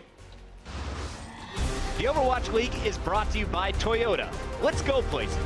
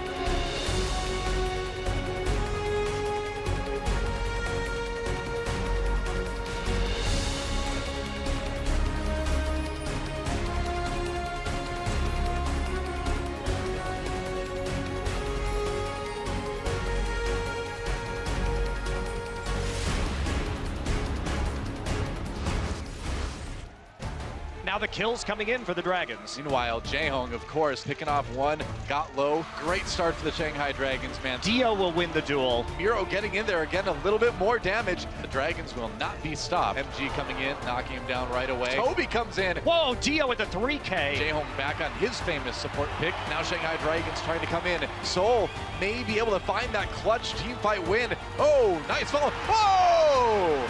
Oh, man. Well, just when we thought they'd be out here looking like a Mushu, it turns out the Dragons have a little bit of heat in that breath. It is 2-0 in favor of the Seoul Dynasty, but a far closer series than we would have expected is what we've been got. Yeah, Shanghai has came to play today. I know a lot of people looking at this match from the outside may have been like, oh, I know, best team in the league right now versus the team sitting at the bottom of the standings, but Shanghai has played Seoul Dynasty very close in our first two maps. excited to see what they can do here on Oasis. Yeah, in all honesty, look, Anubis wasn't stellar. I mean, the Dragons didn't finish the map. Numbani was excellent. Oasis might actually be even closer than that. There's going to be no substitutions for these two rosters as we go in, but again, as we talk about, Oasis is very much more of a map where you can rinse and repeat a few times, you know, far more focus on ultimate economy, far more focus on the mechanics of executing dives and team fights. It's a more fundamental brand of Overwatch, perhaps doesn't require so much, you know, detail in terms of setting up timings, and that's why it's going to be fun, even in an illustrative capacity here, just to see what the gulf is between these two rosters. I feel like for the Shanghai Dragons, it's the first series where we've really seen Dia and Undead both play quite well. It's usually, you know, been Dia up until one this or point. the other, right? Yeah, one or the other. This is the real, you know, first time we've seen both of their DPS players really step up. You know, it's just now, can we get everybody on the same page? If they can, I think this is a team where you see the potential with them, where they can rattle off some wins. An important one here. Again, this is where I would expect, if this is a team that everyone bigs them up about mechanically being good and just, you know, tactically not being as solid, this is where I'd expect to see that shown to us. So there's a lot to be seen here. I don't think we'll be seeing Symmetra out of the gates, but Moira would be fun. She is, you know, hero we've seen thrown in the mix a couple of times. Again, going up against D.Va kind of limits your capacity, but this is a comp I don't really think we've seen much from the Dragons. Well, for Shanghai, maybe you run the Moira here. Okay, no, they're just going to switch off. Sorry, guys. Sorry, guys. I know. One day we'll get Symmetra here. Right. Actually, I may have lied to you. We may not. Don't think so. Well, we'll see. You know, this game's changed a lot since it started. Bastion used to have a shield in front of him, so maybe, just maybe, Symmetra will make her way back in. But the Shanghai Dragons are going to play this anti-dive composition here. They're going to be using the Junkrat McCree. I like this combo. It all works well and good. See, we're getting picked away by Free Fill early on in this one. We'll get res right up, though, by Toby. So how does Seoul Dynasty go about attacking this? You have the Orisa shield with Roadhog and Junkrat on the point. Free Fill and Altering War on top. They're going to be forced down from the high ground. You see Jaehong here, just trying to work, landing the discords. Shanghai taking the point here at the beginning, but you know, Seoul just so slowly, just kind of working around them, pincering them down into a corner. Yeah, you can see that. Jaehong moving out towards the side just to get around behind that shield. And you know, now he'll probably have to drop down and away, but it's quite ballsy for a Zenyatta player to play so far forward. He did offer his team a heck of a lot of damage. So now Seoul need to make a change, or at least in their approach, if not their composition. Looks like they're going to stay the same, though, here, as they'll continue to run with Winston D.Va. I think we've seen a lot of teams counter this with an Orisa and Roadhog of their own. You just kind of play that shield war, right, where you're just battling it out, or you can just play straight up die, right? Where he could play, you know, Genji in this situation. Bunny, though, takes out Free Fill at the beginning. It'll be altering using Valkyrie, brings them right back in. You get Dia out, you're going to force out both reses. Some kills come in here for Shanghai. Toby gets his Valkyrie.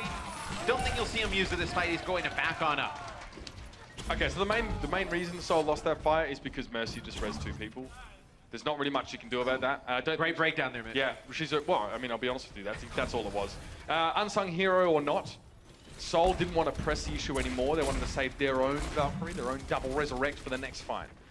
Seoul will actually have Bunny switch off of Tracer, will go over to McCree now. So you're going to play McCree Junkrat with 2 very aggressive tanks in Winston and D.Va. So it's going to be interesting to see how they keep Miro and Zephyr alive here, you know, take the pressure off them when they dive on deep. This is looking pretty dangerous, actually. Shanghai have had a chance to set up, and they still have themselves a defensive ultimate. Toby getting picked off at the start of that last fight was the worst possible result. That hold could be scary, might be pulling him off the edge. Bunny gets drawn into the line of sight of Undead. He picks him off with a Peacemaker. It's all coming up well here for the Dragons, and somehow Dia doesn't get Miro. Fire just disappears. Yeah. That's fine. Okay. Toby will use Valk, bring Bunny back. Gotta be now. Fight. Gotta be now. Yep, Miro uses Primal Ranch here. Oh, Zushi was going, I believe, for the whole hog. He gets it off. Okay, now the self-destruct for Zephyr on the point here. Zushi needs to respect this and back away. Dia, Free Fill, Roshan all dropping down. And Wiki gets a double with the Riptire. That'll put the cap on that fight pretty quickly. So, wait till the end of the round to get control of the point, and that's all well and good. Problem being, they used 5 ultimates in that fight to stop them from losing the round. Shanghai just needs to be aware of where Bunny is going to be with this Deadeye, most likely up from that high ground. They have a good combination here. You have Roshan with the Supercharger, the Orisa ult that'll give damage boost to everybody around him, and then you have Free Fill also with Transcendence. So you have a ton of damage, a ton of healing in terms of ultimates here. You're also going to get your Valkyrie here with Aldrin getting it online. So you have both big support ults. Shanghai should be able to win this fight. Freefield will use the Transcendence here to get them on the point. Bunny can still get some good damage and kills through that Transcendence. He forced it out with a couple of shots, but they've allowed Shanghai to move up and take the point. They've lost Jaehong. That needs to be res. Bunny, oh man, he pulls the trigger at just the right time. He takes down Undead. The barrier that was in front was taken down. Roshan wasn't able to protect his team properly. Now Dia's Riptide at full, but Freefield has found Wicked off from the side. Bunny now needs to lift up. The McCree flashbang comes in, but where is Seoul? This is super unconvincing from them.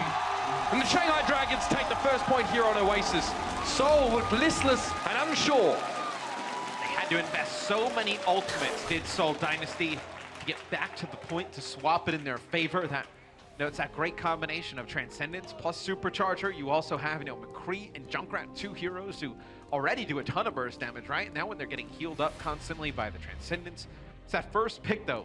Shusha actually connects with a hook onto Jaehong, grabs him down from the high ground. You lose your Zen early, and then especially with those large targets that they have with Orisa and Roadhog on the plane without the Discords, it's very difficult for Seoul Dynasty to plow on through. We had this conversation earlier in the week on our recap show, Matt, and we sort of talked about dive versus anti-dive, and it looks like the Dragons really managed to make it work. You said, what team was using dive against this composition, I think? You were trying to use that example, but here, Seoul tries to dive into Shanghai's anti-dive. They get cut down, so I honestly, while Shanghai might be looking better, this doesn't look like the Seoul that we were seeing last week.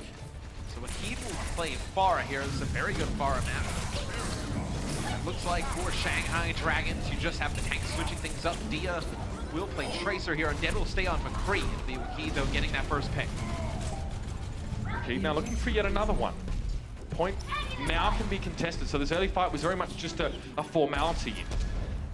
McCree notes the position of altering Freefield very low now. It might be time to strike. Both supports have fallen very quickly there for the Dragons. In such a short space of time, all of their healing was removed from the game. And that will win the fight. Good focus fire, target selection, all the rest from Seoul Dynasty allowed them just to get rid of what they need. See if there's going to be any changes that come in here for Shanghai. It looks like they're going to run with the same comp yet again. Dia used the Pulse Bomb. Both Tracers used Pulse Bomb in that fight for nothing. We'll see how they decide to get Wakid out of the sky here playing Pharah. Shanghai have played a stronger McCree in the pocket than Dynasty have thus far, I guess, in this map. But now they're going to be dealing with a Pharah Mercy that needs to be shut down by them. And you can see Toby now just making sure that he can sort of zone out as much as possible, boot people away if they need to be, but he's lost so much of his team. The tanks were focused down here by the Dragons, and Seoul might struggle to stay in this fight. Yeah, with losing Bunny now, Toby already getting out. That was quick. You're going to have to back out there. Altering does use Valkyrie. That's all they use, though, to win that fight. We'll see if Toby will use the sound barrier here at the beginning of this next fight. Maybe you speed on in, use that sound barrier. Hopefully you connect with the Wakid did it right. That makes it a little bit easier for him to use that rocket barrage. We do have Undead with Deadeye for the Shanghai Dragons. Potentially could get up towards that high ground. And one of the main differences between these two teams right now is you have Shanghai playing that Zenyatta. Seoul with no Zenyatta on their side, you lose that extra damage from the Discords. Undead there. A barrage of rockets around him, but it came from his own Diva, just trying to protect him now. Primarate wins some flight. That could have been deadly for Undead, but the grenade or the flashbang keeps himself alive for the time being. Toby there delivers a bit of his own brand of damage, and Undead isn't able to stick around through much of it. The self-destruct over the top for Shusho, maybe to open up some space, but in mid-air he's taken down by Wicked. That's nasty stuff. Now, Bunny, kill on towards Freefield should open things up relatively comfortably here for the Seoul Dynasty. It's back and forth. It's a bit of a pendulum round, this one. And again, Shanghai this time don't have those ultimates to work with, but they didn't need them last time either. They have 2 players drop Shanghai, and then they use their Transcendence. At that moment in time, it's such a difficult fight to win, because you have to know that Jaehong is not used as Valkyrie. If the fight started to turn in your favor anyway, they were going to Valk and bring the players right back up. So you probably would have liked to hang on to Transcendence there if you're the Shanghai Dragons. Dia, just be careful. It's forced with the early recalls, and Bunny will be happy with that. Means that Dia now can't go as aggressive as he would like to. Pulse Bomb drop is going to take down Roshan here, and that will pretty much seal the deal in this fight. With Wakid having so much space up on high, and the backline, of course, of the Dynasty not having to be worried about the Winston jumping in. That's a wrap. It's going to be 75% for Seoul Dynasty, and counting, you still have Rocket Barrage and Valkyrie. For Shanghai, really don't have much here, Mitch. Aldrin getting close to a Valkyrie. You're going to need to use this ultimate, but look at this position from Wakid up top. Just trying to land a big barrage. He's denying the sidelines away from Undead. It's very difficult for McCree to see the Pharaoh when she's so close here to the edge. McCree, again. yeah, not good. Roshan dropping first in both fights, but this time Altering was able to bring him back with the Valkyrie. Wakeed's looking to do something pretty nasty here, but he's being pressured out by Zusho, and that needs to give him respect, needs to back up himself. He is getting constant healing from Toby, and Miro's been brought back by Jaehong, so it was Jaehong to give him the healing. Undead, he's in trouble, and he knows it! The barrage comes in and cleans him up. Oh, that's gonna hurt!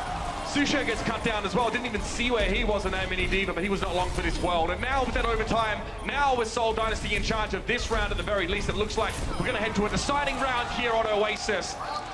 Tigers wake up, get themselves a win, 100-51. We saw a lot of where Wakeed was positioning on the Pharah, and there's not really a great spot for Undead to get line of sight on him unless he splits off from the entire team, right? The position where he's shooting down through that initial choke and you get to the point, you know, Undead could go all the way around, you know, by that little health pack over on that far side by the double staircase, but then he's going to be so far away from his teammates, he's just going to get soloed out by the other two players. At a huge risk of being knocked off as well. So what I think Shanghai needs to make a little bit of an adjustment here is they need to send Shusha on the Diva at Wakeed a little bit more if he's going to play the Pharah, right? You can get Diva up in Pharah's face, maybe just force Wakeed back a little bit. We did see Shusha attempted that at the end of that round. You see he pulled up in front of Wakeed, and Wakeed just sort of boosted away. He went down about 80 HP, but was getting healed the whole time by Jaehong anyway. So maybe a little bit more committing to that engagement and getting rid of that Pharah. It just buys Undead some actual space on the McCree to actually make a difference. Definitely needs a bit of freedom. Undead, though, maybe ostensibly a better map for him here. The verticality is less nasty for McCree to deal with, but now the Dragons want to dive in, or get dived on, should I say. The Altering and Free Feel can take it down very early on, and now Seoul, again, finding their rhythm a little bit more. This is where they get to make more use of Miro, get aggressive, even if they are in a defensive position. And you see the stats from Toby there, and he's been playing Mercy a lot during this patch. I bet you he can't wait to play Lucio all the time. Yet again, one of the best, if not the absolute best Lucio player in the world. First time I saw him, I think it was late 2015 when I was in Shanghai. It's the first time I saw Dia play, actually. And that was when no one really knew about Lunatic High in the West. They didn't know just how strong they were, and they showed up big time then and have continued to do so. Although they lost to Rogue in the final of that tournament. Fun fact. Anyway, Toby controlling the high ground now. The boop up just to make sure he's king of that castle. Looking for Dia, who's again using a lot of those blink charges to try and stay away. That boop actually stopped Dia, pretty sure, from accessing the back line. And that's beautiful stuff. The gatekeeper Toby there making sure the Dragons don't have any opportunities to get aggressive. And that's kind of the benefit of playing Lucio here. Yeah, Dia is super dead. There's nowhere he can go. And that's the benefit of playing Lucio here. For the side of Seoul Dynasty is that he's a little bit more self-efficient, right? It's not like Zen where if the Tracer gets onto him, you have to get some kind of heals from the Mercy. Like if the Tracer jumps on Lucio, it's just a boop away, speed, run back. So much peel that you can provide to your supports as well. Back when we had the Lucio, Ana was a thing. Obviously, it's easy to keep those Anas alive by forcing Tracers away. With that boop, obviously less of an issue here because Altering doesn't need as much protection. Speaking of Altering, though, he does have the Valkyrie, as does Jaehong. This is where the Shanghai Dragons need to break back in. Their pulse bomb was dropped, but not close enough to Undead to take him down. Now Bunny looking for Roshan, get some extra damage into the tanks, and it seems like everyone's responding to the same call. It's going to be the barrage committed to deal with the big Winston. Wakeed's forced to back away, and Jaehong's providing him healing. As Wakeed tries to stay safe up on high. And a lot of ultimates invested by the Shanghai Dragons here. They need to get onto the point and take this fight because they use both support ults. Here's the first one that comes out for Seoul Dynasty. It'll be Jaehong using the Valkyrie, so he has the double res. The clock just still building up. 88% and counting. That's going to be a big kill from Undead. He gets Bunny and Wakeed. It'll be Wakeed that comes right back into the fight. Toby takes out Dia here in a Lucio versus Tracer battle. That's big. It's going to allow Jaehong to push on forward, get Bunny back up. So Seoul Dynasty at full strength here, 99% on the point. Gonna be tough to come back from this one. Only a couple of tanks left and not a heck of a lot of damage here for the Shanghai Dragons. Shushu now trying to get aggressive towards Wakeed, but we haven't seen enough of that particular behavior from him in this match. And Wakeed now as well. His opponent does get resuited. Roshan is there. He's hoping to catch them all in perhaps one big old barrage. But Seoul can really dictate the flow of this one. There's no ultimates left on Shanghai Dragons. They've been switching up to try and make sure they can get back to the point. Ultimate economy is not a thing, nor is them winning this map either. It's pretty much a 3v6 on the point there for a very long time. It was Dia and both tanks for Shanghai. Now they use all these ultimates, Mitch, and they almost like pull back with them, right? And they just allow Seoul, in a contested state to just gain percentage on the point. They need to just push on through. I would love to see this Shanghai team go back, watch the VOD of this, because they are very competitive in a lot of these maps. They just need to push on forward and really get a lot of impact from these ultimates. And Seoul, of course, looking slightly less lethal at the moment, resting some of the starters from their roster, but still able to put together some impressive maps like this one. This sends us to 3-0 in the series. There's one more map around the corner, and let's see how it pans out for the Dragons and the Dynasty.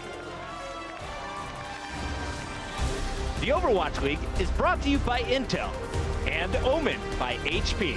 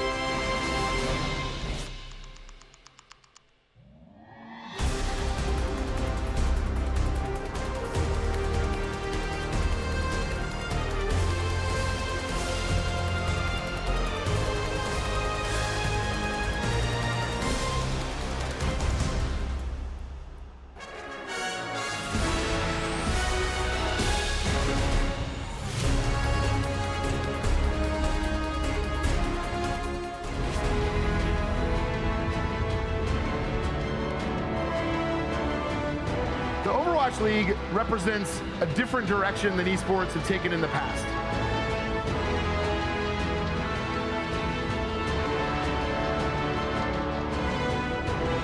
A global community of professionals for a truly global league.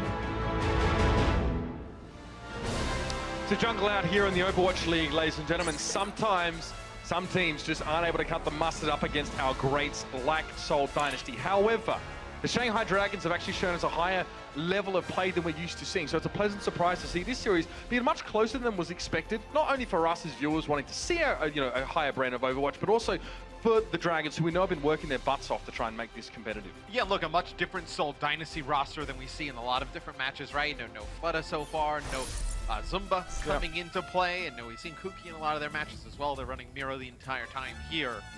So I think, look, you look at that, Seoul obviously playing a different team, but Shanghai has played much better. They have definitely risen to the occasion here. I think it's just more aggression. I think if they were just a little bit more aggressive, I think they'd be able to take some of these fights, pick up even some of these kills, staggering their opponents a little bit. you would see a big difference in terms of their results going forward. And these two teams played each other in the preseason on this particular map, and we actually saw, who was it? It was maybe Undead on the Pharah, or there was some Pharah play actually coming out from the Shanghai Dragons, and it managed to take the Dynasty by surprise. Unfortunately, the Dragons still lost the map with only, I think, just that first checkpoint and almost towards a second. They did run out of steam, you know, just outside of the Lamerico power plant there. But when we first saw them, we thought it would be a wash even back then, and it was less of one than we expected to see.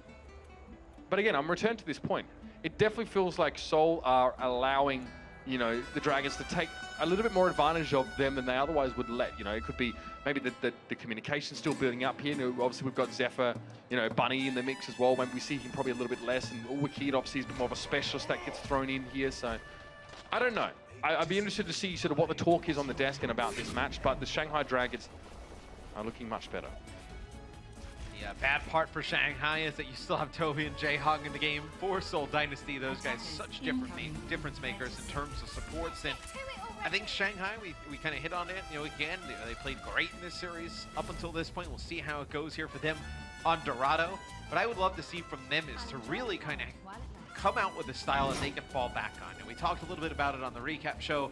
It's like, is dive the way to play? I think, you know, in terms of, you know, trying different things out and then having something to fall back on, I think dive is the thing you should fall back on. I think in Shanghai State, you get really good at dive before you experiment with some of the other stuff. Yeah, absolutely. You got to walk before you can run, yeah. I guess, in some senses. And Shanghai needs to be able to show that level of proficiency with a dive composition early on. They're going to do just that to try and start things off, though. Roshan deep, but far too much damage and not enough healing for that man.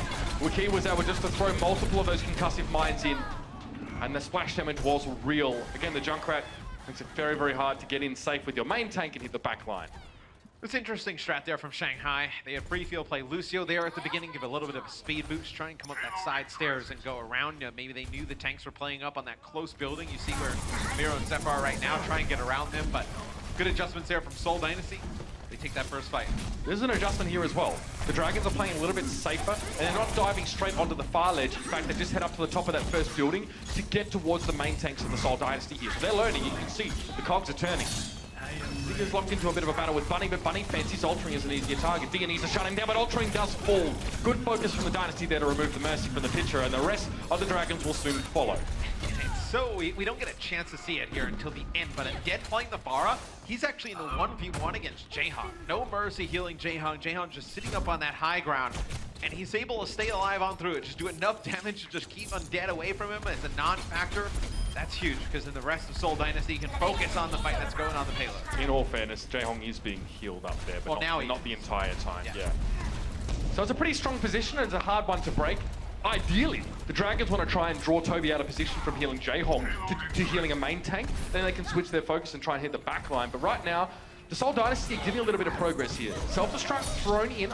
Miro doesn't choose to use a Primal Rage to knock people into that one. So perhaps they're just trying to zone or do something similar. Undead, yeah, that's going to hurt. Vertical concussive mine to take him out there, and he's going to make sure Altering doesn't get an easy resurrect. Altering's hovering, he's looking for it, and he's managed to bring Undead back into the fight. Jae-Hong also brought it into the fold once more. Do have the Valkyrie that comes out from Toby. It'll be Bunny landing a pulse bomb on a Roshan. There's Undead using a rocket for Roshan. That's filthy. As Australian, I believe Junkrat is a fair and balanced hero and a great representation of the fact that we like to break stuff, so it's good. As my fiance being Australian, I would agree with you. That's the safe bet, isn't it, mate? I can always get away with it. I always take the safe way. Okay, so again, Seoul set up on that building. So Zephyr and Miro, the first line of defense. Mobile enough to get back to the rest of the Dynasty if they need that healing, but also, you know, potent enough in their damage potential to dive upon Altering or any fragile player on the side of the Dragons here. It's an aggressive defense. Wiki now again, trying to throw some damage into the tanks, but they're trying to force him out. That's a lot of healing. The Transcendence is going to actually protect the Seoul Dynasty from a heck of a lot of this devastation. And now the Riptide is going to come through. It's trying to burn a bit of rubber, but where is Wiki looking? That's a great question, actually, because right now we just see him drop onto Zusha. The rest of the damage is kind of done by his team anyway. Jae-Hong in a 1v1 against Dia. He had some help, and he'll clean him up. Gets help there towards the end. Now for Shanghai, you're in a really tough spot. You see where the payload is. That is not great progress for the Shanghai Dragons. Dia will switch off of Genji. Will go to Tracer here. Undead is switched off. No, from Pharah previously. Refill almost got there. Yeah, Freefield does have his Transcendence. Would have been huge for him to stay alive. Okay. See, Seoul playing quite close together makes them quite susceptible again to AoE damage, i.e. the same that Junkrat could provide, but there isn't one on the side of the Dragons right now. There is, however, an attempt at a primal rage from Roshan. So he's trying to push in, but look at Jaehong. No one's paying attention to him. He's got so much room. There's not much shielding down on the low ground. Jaehong needs to be able to keep the healing going, but his team are falling. Zephyr gets desuited, and Roshan's going to make sure he pursues that target to his demise. Wakid's back. There is an opportunity here for the Dragons to get to that first checkpoint, but you can see that Seoul are stalling them out every step of the way. Miro has himself a primal rage too. And Toby still has another res, I believe, here. So it's going to be Miro using the primal rage. He's going to get back towards the payload here, just trying to contest. Roshan still advancing the payload for the Shanghai Dragons. Miro and Toby will fall.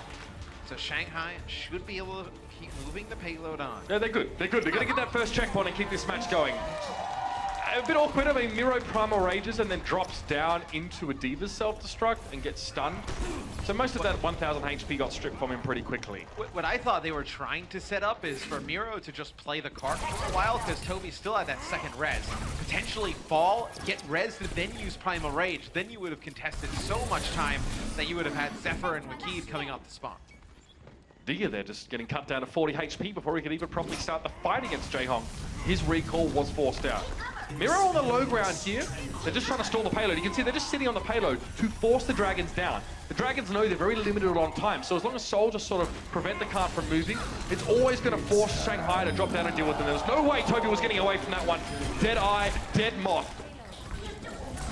It's interesting that Shanghai is playing McCree Tracer towards the second stage of the map, because there's no way either of those heroes can get over towards that high ground that Seoul Dynasty is going to have on the defensive end.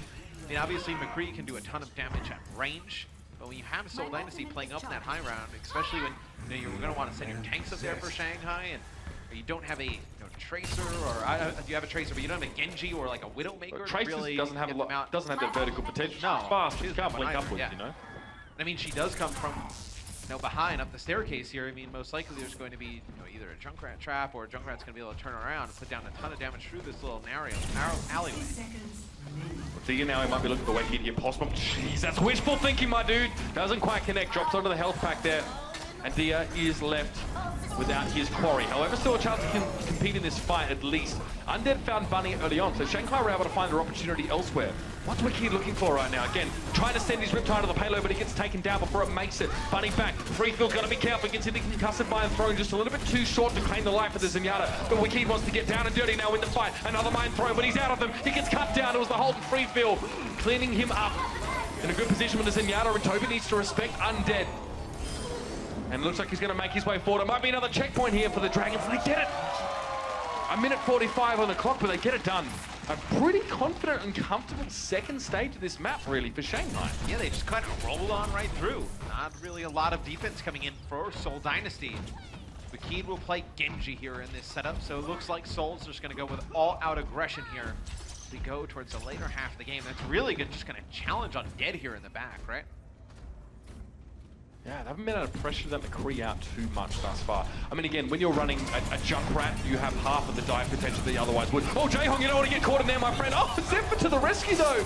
It's like Lassie and Timmy. Keeps himself alive, and of course, keeps that Zenyatta alive with a defense matrix. I'm very impressed to see that level of coordination. Good work, and now they're going to pressure forward. Undead out of position. He dropped down into the waiting arms of the Dynasty. And they'll have their meal and eat it too. And only 60 seconds left here. It'll be Freefield using the Transcendence. Have 3 members here, 4 members now for Shanghai. Back in the action, but once this Transcendence is gone, Seoul is going to know that they're going to allow Wakid to just go crazy here with this Dragon Blade in the next fight. And again, he might need to, because the Dragons are still, despite taking a lot of damage, building ahead of steam on this final stretch. Too sharp on that payload. Again, we'd like to know where that Diva is. Oh, Undead gets bombed out from the backside. That will slow them up, but there is still time for the Dragons to get in position for this. If they lose any more people, though, ooh! Altering, very, very careful now. He tries to go in with that Resurrected. He's punished. For a second there, I thought Altering was going to wait until he got Valkyrie, then maybe the res, yeah. But just looking at the clock, it looked like Undead would actually respawn, came back to life in time. He goes for the res without Valkyrie, gets taken on out. Dash from Wakid, and 5 seconds left, they may not even get back towards the cart. That went completely wrong in every conceivable way. They'll get an overtime tick there. Roshan was able to limp onto the payload, but that is what the Dragons are doing right now, limping along Wings clipped, and Wakid now is there to do the rest of the job. Up on the butcher's hooks, they're gonna go. Toby giving him that healing. Again, it's only really tanks that are left around this payload with Miro falling, Transcendence now coming out, and here's the Valkyrie that Altering wanted to use earlier on. Maybe he's happy to have it saved for this moment. Roshan trying to get dropped on, but he's actually done such a great job on this Winston, dealing, again, with people that just don't respect the damage of a Tesla cannon. But Zephyr's brought back up. He does get a chance to resuit. This should be Seoul coming back in with all their full strength. Bunny on Tracer, though, just running around in the back line. Takes out Undead, who is, you know, a real source of damage for Shanghai, playing Soldier 76 there towards the end. And it's just those split-second decisions from Shanghai right now. You know, Altering going for that res on Undead. He falls. You don't have... He was 98% to Valkyrie. Maybe wait another second or two. Even if you have Undead come back at 76, which you went to anyway, would have gotten back into the fight, got the effects of the Valkyrie. They could have Valked and then pushed on through. I don't love the fact that we see Altering get taken down while trying to resurrect Undead in that moment. Should be some peel from there. There has to be some peel. Your tanks are still alive, and you're letting your Mercy get cut down by a lone Genji, or at least it seemed to be the case there. That put him in a position where they couldn't have had a full-strength force to actually start that fight with. Take a look at some of the highlights from Undead. He has been tremendous in this series. Really, they're starting to complement Dia nice in the DPS role. Just not able to work it out there towards the end for the Shanghai Dragons. I mean, he and Dia were the two players, you know, on the Dragons that we had no doubt they'd be able to perform. We'll see what Shanghai decides to do here on defense. Looks like you have Undead.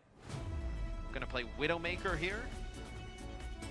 From the rest of their team, it looks like you'll see Winston and Diva. You know, plus Tracer, you know, Mercy always in the occasion, then Zenyatta as well.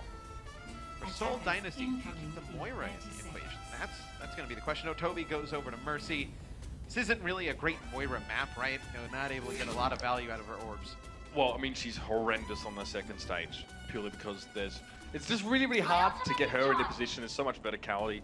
I mean, the angles you're going to be firing your biotic orb at kind of mean you're going to be limited in what you can do. You can hold it until you get onto the low ground, but there's just better picks. I mean, maybe in this first point, right, when you tap towards the chokes, but then you would have probably want to play a different set of tanks, right? If you're going to run the Moira and just kind of death ball through that choke point. Agreed. Okay.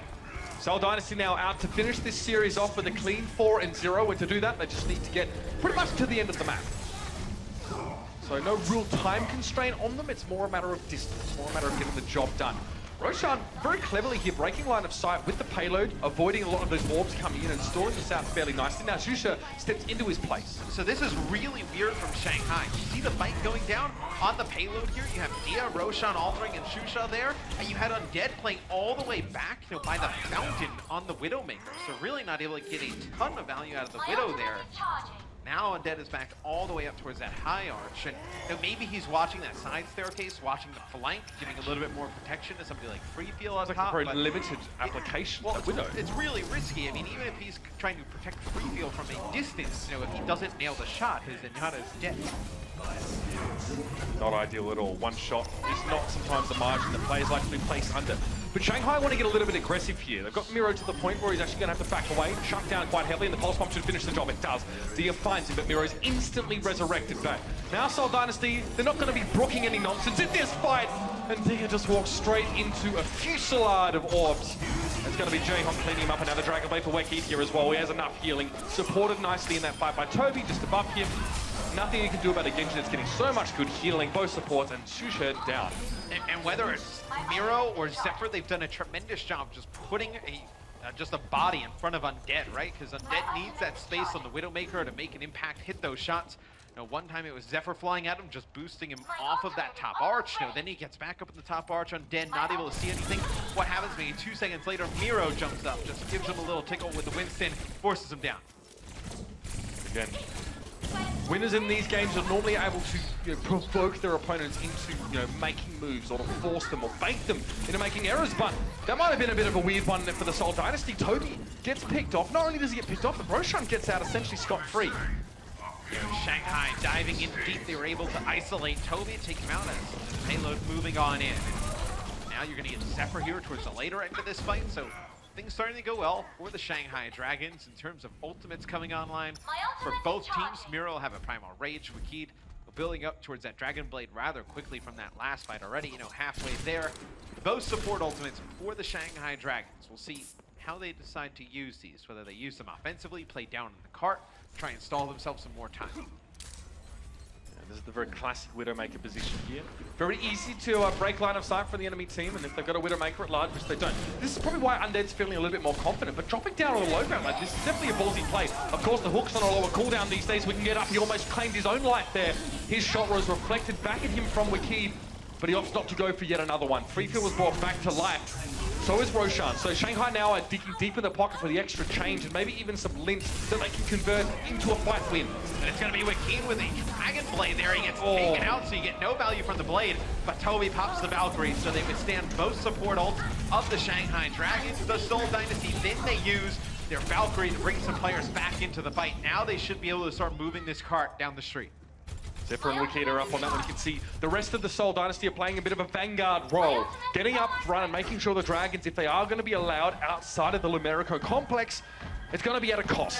Whether a personnel cost or a health point cost. Now up on the high ground, they are going to go. We actually saw Zephyr just think twice about it and back away. They haven't forced the Dragons down. So now we have a tense couple moments where the Dynasty are kind of hoping they can provoke an engagement, but they're not quite sure when it's going to come. Into the backline it might be though. Jaehong loses most of his HP there, but he's able to get away. They're going to back off the cart here for a split second. Does Seoul Dynasty. They're probably waiting for the infrared sight away so Bunny can make a play with this pulse bomb. So he's trying to just work. He knows exactly where Freefield is located, playing Zenyatta for Shanghai Dragons. So trying to get a pulse bomb onto these supports, trying to get a pinch here. There it is. They get a good dive onto the supports. Doesn't stick him and is taken down by Undead. He gets 2 quick kills there. Both Wikid and Bunny being out of the picture here. Toby almost has the Valkyrie. He might want to rush forward and try and win this fight, but perhaps discretion is the better part of valor. And they'll opt to go for one more. That was big kills by Undead. Now that looked like a fight that potentially could have went in Seoul Dynasty's favor. They got the setup they wanted. Miro and Wikid at the same time as Bunny collapse on the supports. They only get Freefield. Undead hits 2 big shots. Then they just res Freefield right on up like nothing ever happened. So now coming into the next fight, Shanghai, they do have their Valkyrie and Transcendence, plus most likely Dragon Blade on the table for Seoul. Again, Seoul were held very close on the map of Numbani as well. So we've seen the Shanghai Dragon play some very good escort-type play styles. Bunny going down early again. We haven't seen too much of Undead and Camera in this round, but you got to know that Widowmaker is always going to be a factor, especially when Souls are in an awkward position. That payload's in the underpass, and they need someone to push it, but pushing the payload any further makes you very vulnerable to the opposite balcony, which is where Undead is set up. That's why I like this. You can see where Seoul is attacking from right now. I think they want to get Undead out of this position because a lot of the time they've been pushing over towards that top left high ground. Now they're going all the way around. They know that Undead is the one that's really causing them a lot of problems. Miro, it was an interesting jump there. Maybe he just used it for the mobility. Poor Wikid's going to respect that. It wasn't a headshot there, unfortunately, but Wikid's found deal with some shurikens of his own. Sometimes you just get lucky. Throw him into the mix and see what you come up with. Roshan down, and look at the pressure on Undead here. This might be all she wrote. Undead trying to get to the mega health pack. He does. Now he needs to win this potentially pivotal 1v1. He's not going to. The melee attack from Wikid. Cool, calm, collected, and confident. That's all you need. Going up against the Widow at close quarters, and now the Transcendence here for Seoul Dynasty. Difficult for Shanghai to make up a scratch, to make any sort of mark here. But it looks like it's the Dynasty making their own indelible mark as they pressure their way forward. Roshan pretty much on the last players left here. Zusha gets a double with the self-destruct, but I don't think he's going to cut the mustard with Wikid getting himself 4 kills, if I'm not mistaken. Seoul are battered and bruised and they're limping forward, but it looks like they're going to make it here with 5 seconds left. Zusha trying to stall, getting desuited. There are players in position, but I don't think they can do much about Seoul here. Yeah, with Zusha getting taken down, I think we're going to go for the stall. They will. Dia comes forward, gets on the walls. Wekid, overtime's ticking down. No, surely not. Seoul running out of players on this payload, and they messed this one up. They're going to send Miro in, forced to use the primal range straight away to keep them in the game. Now jumping into the backline. Jaehong and Toby also have to commit themselves to the payload itself. But Dia's found Toby. Jaehong off the edge, can't really get back to the payload, and that Wikid's going to burn down so far. Unbelievable! Wow, unbelievable! The final map of this series goes to the Shanghai Dragons. Just when Seoul Dynasty, prior to this game, are looking better than ever, and the Shanghai Dragons were in a run. Mark my words, this is the start of something big for Shanghai. And you had Undead who gets a big T-Mech on his Zephyr there at the end. That allows Dia to push on through because then it's just a PvP with Keith playing Genji on the cart. They're able to turn that fight around. Shanghai with a big map win there against Seoul Dynasty. And you know, it's so funny, it seems like we've watched the Dragons wax and wane over the course of the series. They started so strong on Numbani, and then I'd say they probably reached their low point around Oasis. They struggled a little bit more on that map. They still made it competitive. But this is something entirely different. And people are going to be talking about this, they're going to be wondering who to put finger at for this result being what it was. But one thing is for sure, the Dragons have lifted their playstyle drastically, and they deserve the applause they're getting, despite being in a lost series. Seoul Dynasty, this is not the result, despite being a win, they were probably looking for.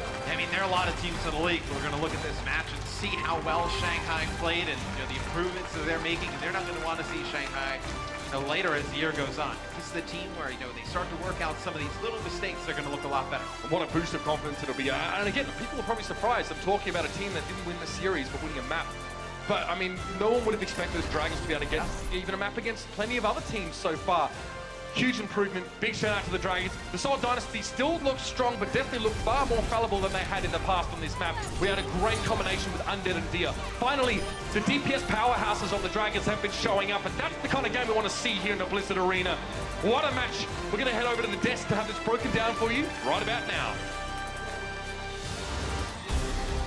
The Overwatch League is brought to you by Omen by HP and by Intel.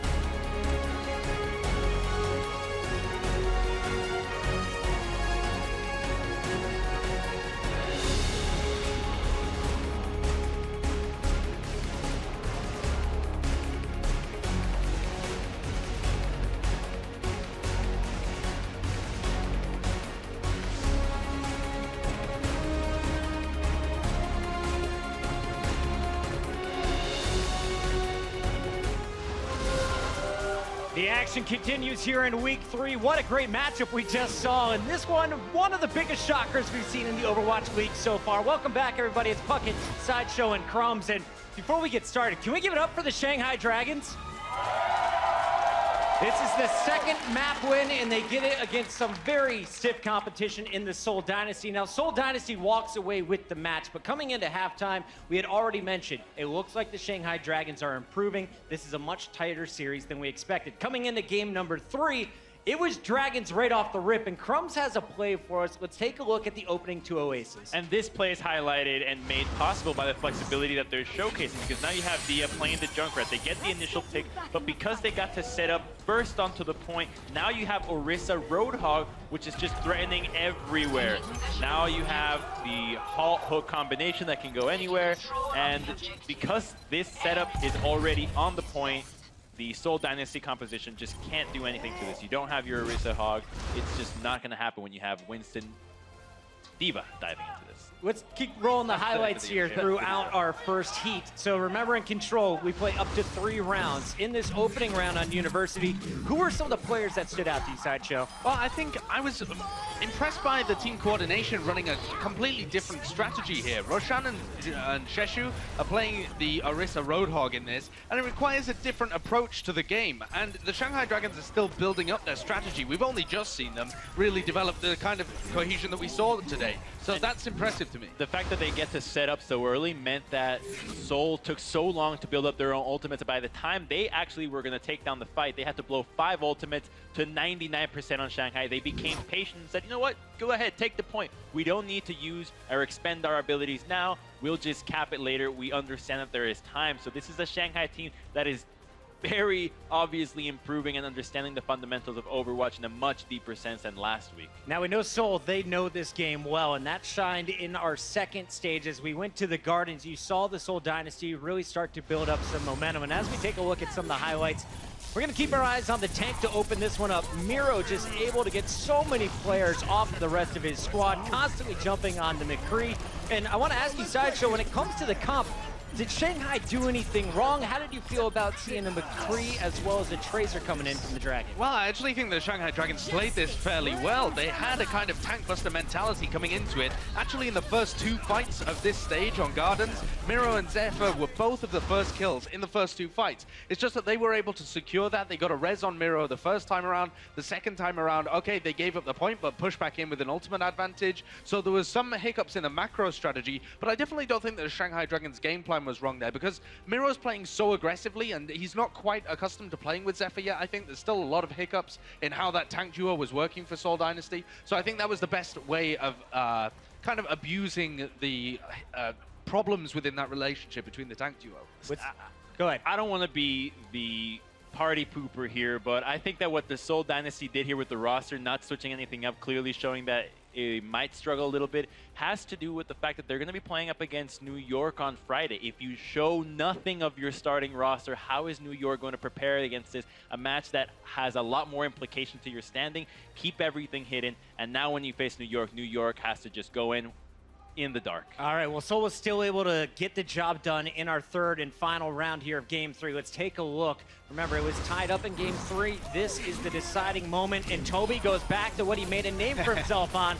The Lucio is into action. Yeah, he got 7 final blows actually on this stage, 7 actual kills secured. The guy's a monster on Lucio, and it helped them get so much aggression out. And it's impossible if you're the Shanghai Dragons here trying to play this anti-dive where you're trying to blow up Miro when he dives in. You've got walls to your back. This is very much a circular point with very narrow choke points. Very difficult to play this kind of style, and Seoul abused it.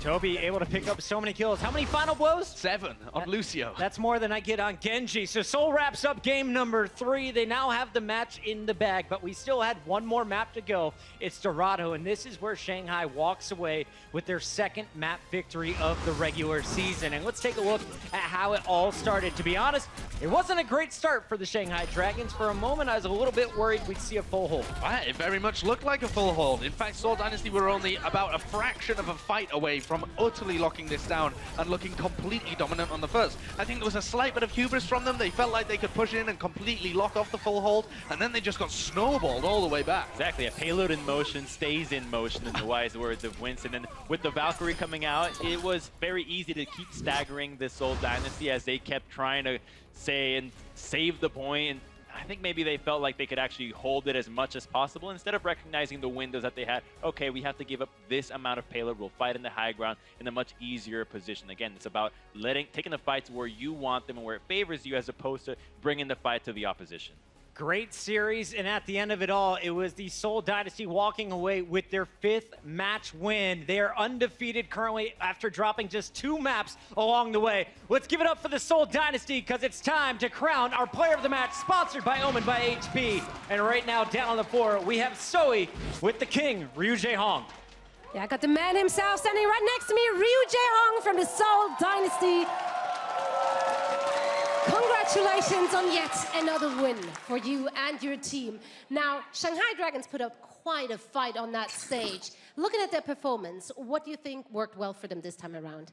상하이 드래곤이 이번 경기에서 되게 잘해주셨는데 어떤 부분에서 잘했다고 생각하시는가요? 상하이 드래곤즈는 일단 위도우를 기용한 전략을 정말 잘 하는 것 같아요. 그거에 저희가 정말 꼼짝 못했습니다. They were doing well on the Widowmaker strategy. So, yeah, that was really good.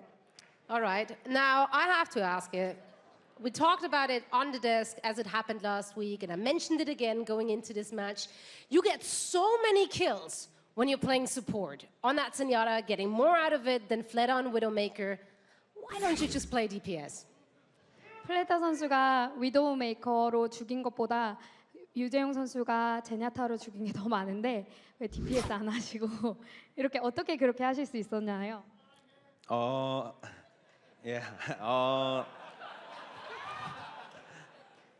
제냐타는 어떻게 보면 힐러 겸 딜러라서 좀 더 딜러들보다 맘 편히 좀 뭔가를 할 수 있는 것 같아요. 제 생각에 그런 것 때문에 좀 킬을 많이 한 것 같습니다. 잘 모르겠는데.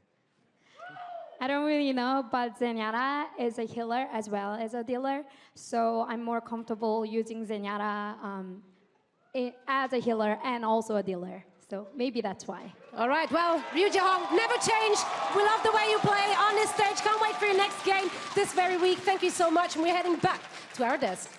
That is our player of the match, sponsored by Omen by HP. Big ups to Ryu Jae-hong, who can't do just one role. Don't make me do damage. I'm healing and dealing. That's Ryu Jae-hong's way. We are now 2 matches in to week 3. But when we come back from the break, I know it's the match everybody in this audience wants to see. It's the battle for LA, and you don't want to miss it.